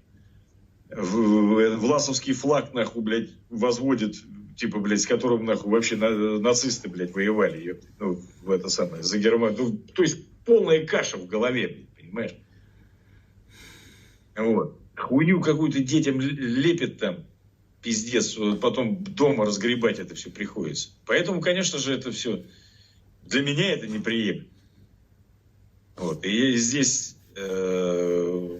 мною это сознательное решение, абсолютно, потому что, ну, во-первых, да, момент в том, что, блядь, война это неправильно, что я принял в ней участие, и все вот это, что меня обманули, что речь была о том, что мы сейчас это все исправим, да, вот эти перекосы, что вот этот Советский Союз с добрыми там мы будем, а не то, что они сейчас лепят нахуй, вот это, знаешь, как нарратив, многополярный мир, бля, ебаный. Если в этом полисе есть один полис такой, где нормально резать башку, то значит с ним считаться надо, что ли? Если людям отрезают головы, их там убивают, режут. Ну, вот такой полис, бля, ёпта, понимаешь? Ну, это пиздец, бля. Да. Вот. И то, что сейчас они людям там вкладывают, вы, блядь, да, у вас погибли, блядь, мужья, а другие ушли там и стали преступно убивать украинцев, мы вам за это свет проведем. Блядь. Ну, это ж вообще охуеть просто, блядь, я не знаю, что, как с этим может нормальный человек, блядь. Если даже я, вроде бы как, по большому счету, еще вчера был застегнутый в эту тему, и то меня это уже пиздец въебало. Я не знаю, что там, как там это можно все делать. Вот. Поэтому, Вов, я тебе могу сказать, я с дороги не сворачиваю. Как бы, даже если, по большому счету, Христос на эшафот пошел, да, там, ради какой-то добродетели. И если уж мы там говорим, хотя я не знаю, какой конфессии уже, во что я верю просто в добро. Бог может быть у каждого человека свой. Вот. Но если для меня Христос это человек, который во имя спасения других принял смерть мученическую. Вот. Поэтому это как бы идеал такой вот, даже для материалиста. То, что там из него теперь все делают какую-то там того-сего, там, да, вот это, особенно православную русскую церковь, во что превратили, пиздец там, нахуй. Нам сейчас вот эту вот хуйню лепят такую, что, конечно же, с этим бороться, блядь, надо. Ну, принимать это, блядь, как они отравили. Они, конечно, уже наворотили пиздец, они отравили нацию, народ. Он, конечно, изуродован просто, изуродован. Это похлеще немцев, кстати, как изуродовали там. В итоге немцам во сколько, учитывая, что это такой народ орнун, а русским придется из этого дерьма, я не знаю, вообще вылечить он или нет. Вот. А для меня Рубикон перейден. Я никогда не могу, я бы, если бы, знаешь, как, не отдавал бы себе отчет, я бы тебе сказал, я бы не стал людей вводить в заблуждение. Всех вот этих операций. Я же понимаю, что это затраты, да, люди на себя берут. Все фирмы и так далее. И я вот там сейчас включил, да я среди своих товарищей, даже которые на Кипре, у меня, я могу честно сказать, там позиция была и уважение, потому что я именно такую позицию занял. Вот. И тоже и поддержка, и помощь какая-то там и так далее. Поэтому мне назад сейчас сдать, это как убежать с передовой. Ну, тем не менее, просто я тебе хотел сказать, что мы с тобой, знаешь, как в связке, как в гору пошли там, да, там, ты да я, да мы с тобой. Понятно, что у тебя там за тобой семья, но мы в плотной связке. Я тебе просто хотел сказать, пока мы не сделали этот шаг, что, знаешь, хотел посмотреть тебе в глаза и сказать, что, Игорь, в принципе, мы можем еще вернуться. Как бы я не предлагаю вернуться. Я говорю просто про гипотетически, что есть возможность вот знаешь, как это, два пилота, там первый пилот и второй пилот. Мы с тобой сидим в кабине, и у нас с тобой самолет разгоняется, и мы приближаемся где-то к середине длины взлетно-посадочной полосы. Это то время, где надо либо уже до конца полностью как бы газ, заслонку и взлетать, либо последние, условно, там секунды, там, минуты, часы, когда можно включить реверс, и мы успеем затормозить, не повредив судно, как бы не повредив самолет. А в первую очередь я хотел просто тебе сказать, что если, например, ты считаешь, как бы, стоп-машина, то и я тебя поддержу. Или наоборот, если ты скажешь, Вован, нет, все, уже как бы набрали скорость, настроились, пристегнулись, другого пути нет, потому что, грубо говоря, сзади нас там землетрясение, пойдут разломы, и уже как бы потом взлетно-посадочная полоса будет повреждена, мы уже потом не взлетим, как бы взлетаем. И вот как бы я просто хотел, как бы, это не тебя к этому подвести, а именно просто от тебя услышать, что у тебя на сердце, и чтобы ты точно знал, что я тебя и в том, и в другом, и в третьем варианте пойму, поддержу, не осужу, и чтобы ты четко понимал, что ты мне, как бы, что нет такого, что раз мы уже там дошли до этого периода, то только из-за этого мы должны с тобой вот бросать гранату, если выдернули чеку. Чеку можно обратно вставить, аккуратно, ну это ты лучше знаешь, как бы, и ее убрать, и все, не бросать ее вперед. И я тебе хотел сказать по-мужски, как бы, в этой во всей истории, что, безусловно, это впереди, если мы выйдем с этой истории, это автоматом увеличит риски и тебе, и мне в этой жизни. Это без всякого, как бы, то есть мы здесь пойдем уже напролом, на серьезный. И, ну, как бы, и... Но, с другой стороны, кто не рискует, тот не пьет шампанское. Кто по жизни перестраховывается и так далее, тот не останавливает какой-нибудь несущийся там поезд под откос. Вот. И здесь, как бы, я считаю, что это самая, как бы, важная, самая крутая миссия, если мы это вместе сделаем. В то же самое время, еще раз подчеркну, если мой друг скажет мне, Вов, как бы, знаете, ну давай обратно спускаться, как бы, то я тебе не буду там вслед матюкать, бубнить что-то и все. Я просто хочу, чтобы ты понял, что я как друг пойму, и от этого мое уважение к тебе ни капли не изменится. Володь, спасибо большое за, как бы, слова, и я тебя именно так, как бы, и ценю, и за этот год мы, ну, как бы, действительно стали, и там, и все, и каждый, и ты, и я, там, и минусы, и плюсы в каждом человеке, это все есть, там, какие-то вещи. У нас даже где-то с тобой были и такие, в чем-то разногласия, или там какие-то моменты. Я тебе свою позицию сказал. Вот, я не могу. У меня были, конечно, в жизни, ты хоть меня там рисуешь каким-то там этим самым героем, былинником. Я обыкновенный человек. Были случаи, когда, да, мне за что-то стыдно в жизни. Там, я тоже там трусака ловил. Там, ну, как бы, то есть вот критерии человека всегда строят какие-то неправильные поступки. Знаешь, вот некоторые говорят правильные, там, да, а я бы даже сказал, знаешь, вот нормального человека, если у тебя заточка, как бы, в жизни, ты в детстве правильные книжки прочел, как Владимир Семенович Высоцкий пел, то тебя строят твои неправильные поступки и твое к ним отношение. Вот ты упорол какой-то неправильный поступок, тебе за него стыдно, и ты становишься лучше потом, потому что ты знаешь, что так больше нельзя поступать. Вот. И ты искупаешь эту, вот, как бы, вину. Ну, в смысле, как что-то там обидел человека, там, сделал еще что-то неосознанно, да, потом вдруг осознал, и вдруг думаешь, да, вот там. То есть наша жизнь состоит, и моя жизнь также, она не состояла из там, что я такой праведник, там, блядь, и шел там, дохуя чего там можно ду-ду-ду-ду-ду и расписать что-то там. Но именно вот эти вот как раз ошибки, да, неправильные вещи, и потом на них взгляд, он говорил о том, что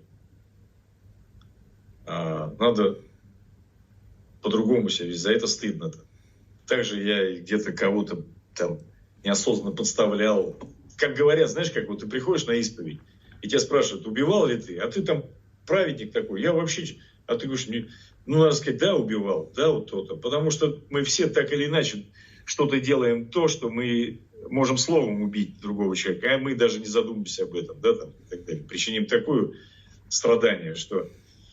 Поэтому вот это осознание, или как вот ты говорил, что, в принципе, человек, если говорить о вере, да, там, почему там надо периодически приходить и покаяние какое-то там говорить. Потому что, да, мы злодеи, блядь. Человек такое существо, которому даны возможности определенные, и он может совершать такие какие-то поступки, причиняя не только добро, да, там, а и зло другим людям, там, и другим, вообще всем, и животным, там, и миру, там, и так далее. Вот. И, к сожалению, мы приходим к какой-то добродетели, когда уже наворотили столько всего.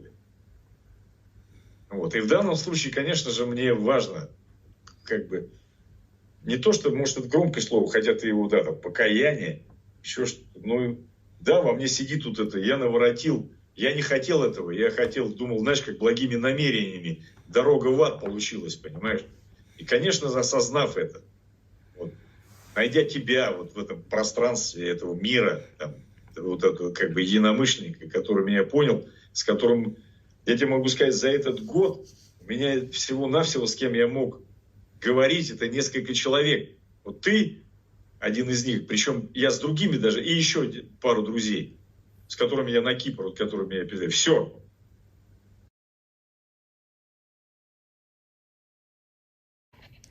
Здравствуйте, Игорь. Привет. Здравствуйте, Владимир. Я сразу снимаю. Я хочу сказать, что ты не представляешь, какое количество людей ждало твоего прилета. И сейчас журналисты находятся там, где багажная лента. Вот. Если можешь, тогда 2 слова покажи, где ты находишься в видеоподтверждении, чтобы нам поверили, что это все не в Голливуде снимается. Здесь там этот груз грузит, там не слышно нифига. Я нахожусь в аэропорту города Амстердама. Вот только что вышел через гейт самолета. Вот мы только вышли сюда. И я настроил, подключил как бы интернет. Можешь показать, чтобы снять, что это не в Голливуде где-то снимается в какой-то кабинете, а чтобы мы увидели, что это все в Амстердаме? Вот, пожалуйста. Привет, Катя, привет. Поздравляю. Да. Вот нидерландская полиция как раз идет. Отлично, тогда... Вот самолет, этот самый. Хорошо. Но это не наш, на котором полетели, там стоит.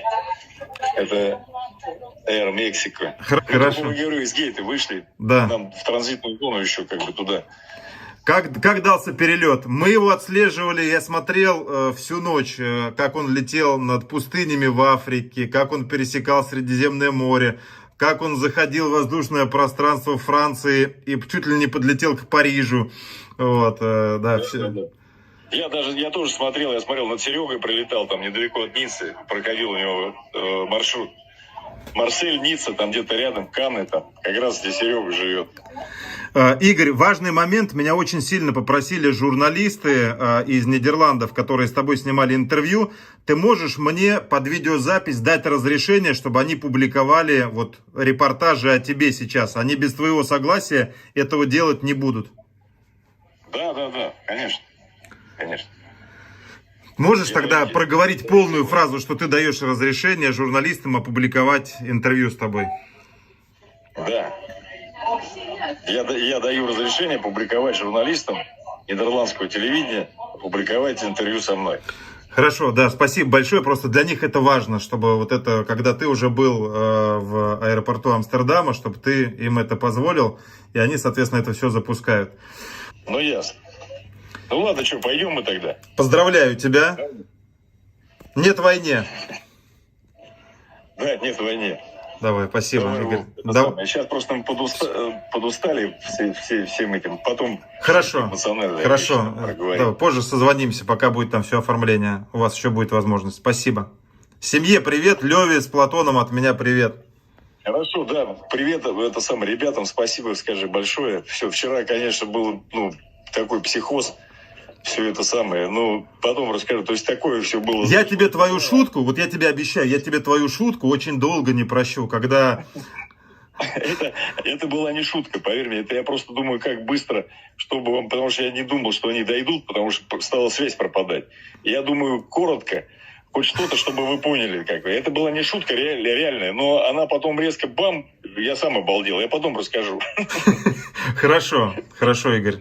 Давай, с прилетом. Вот, я знал, что с таким шутить. Просто я думаю, чтобы вам эмоция какая-то была, чтобы вы поняли, что я... Потому что мне некогда было там написать. Когда я сидел еще в самолете, интернет пропал, понимаешь? Вот, уже не было. Ты всей команде просто украл ночь у нас у всех. Но ничего. Зато заскриншотили перемещение самолета. Не проспали. Хорошо, давай. Удачи тебе. Володя, Удачи тебе, семье привет, давай.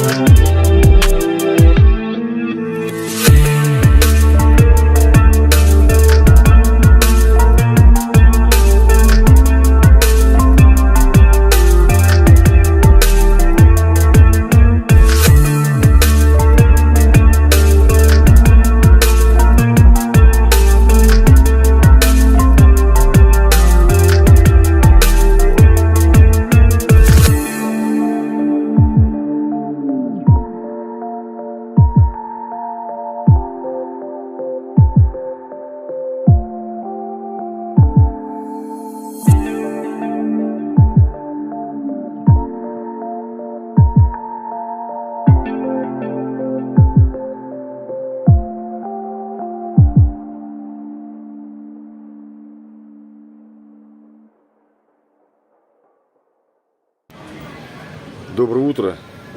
Я нахожусь в аэропорту города Амстердам. Только что прилетел. Зовут меня Игорь Саликов. Я прилетел, давать показания в Международный уголовный суд и запросить политическое убежище в Королевстве Нидерланды. Информацию записываю для тележурналистов нидерландского телевидения. Разрешаю публиковать интервью, которое было записано с ними ранее. Спасибо.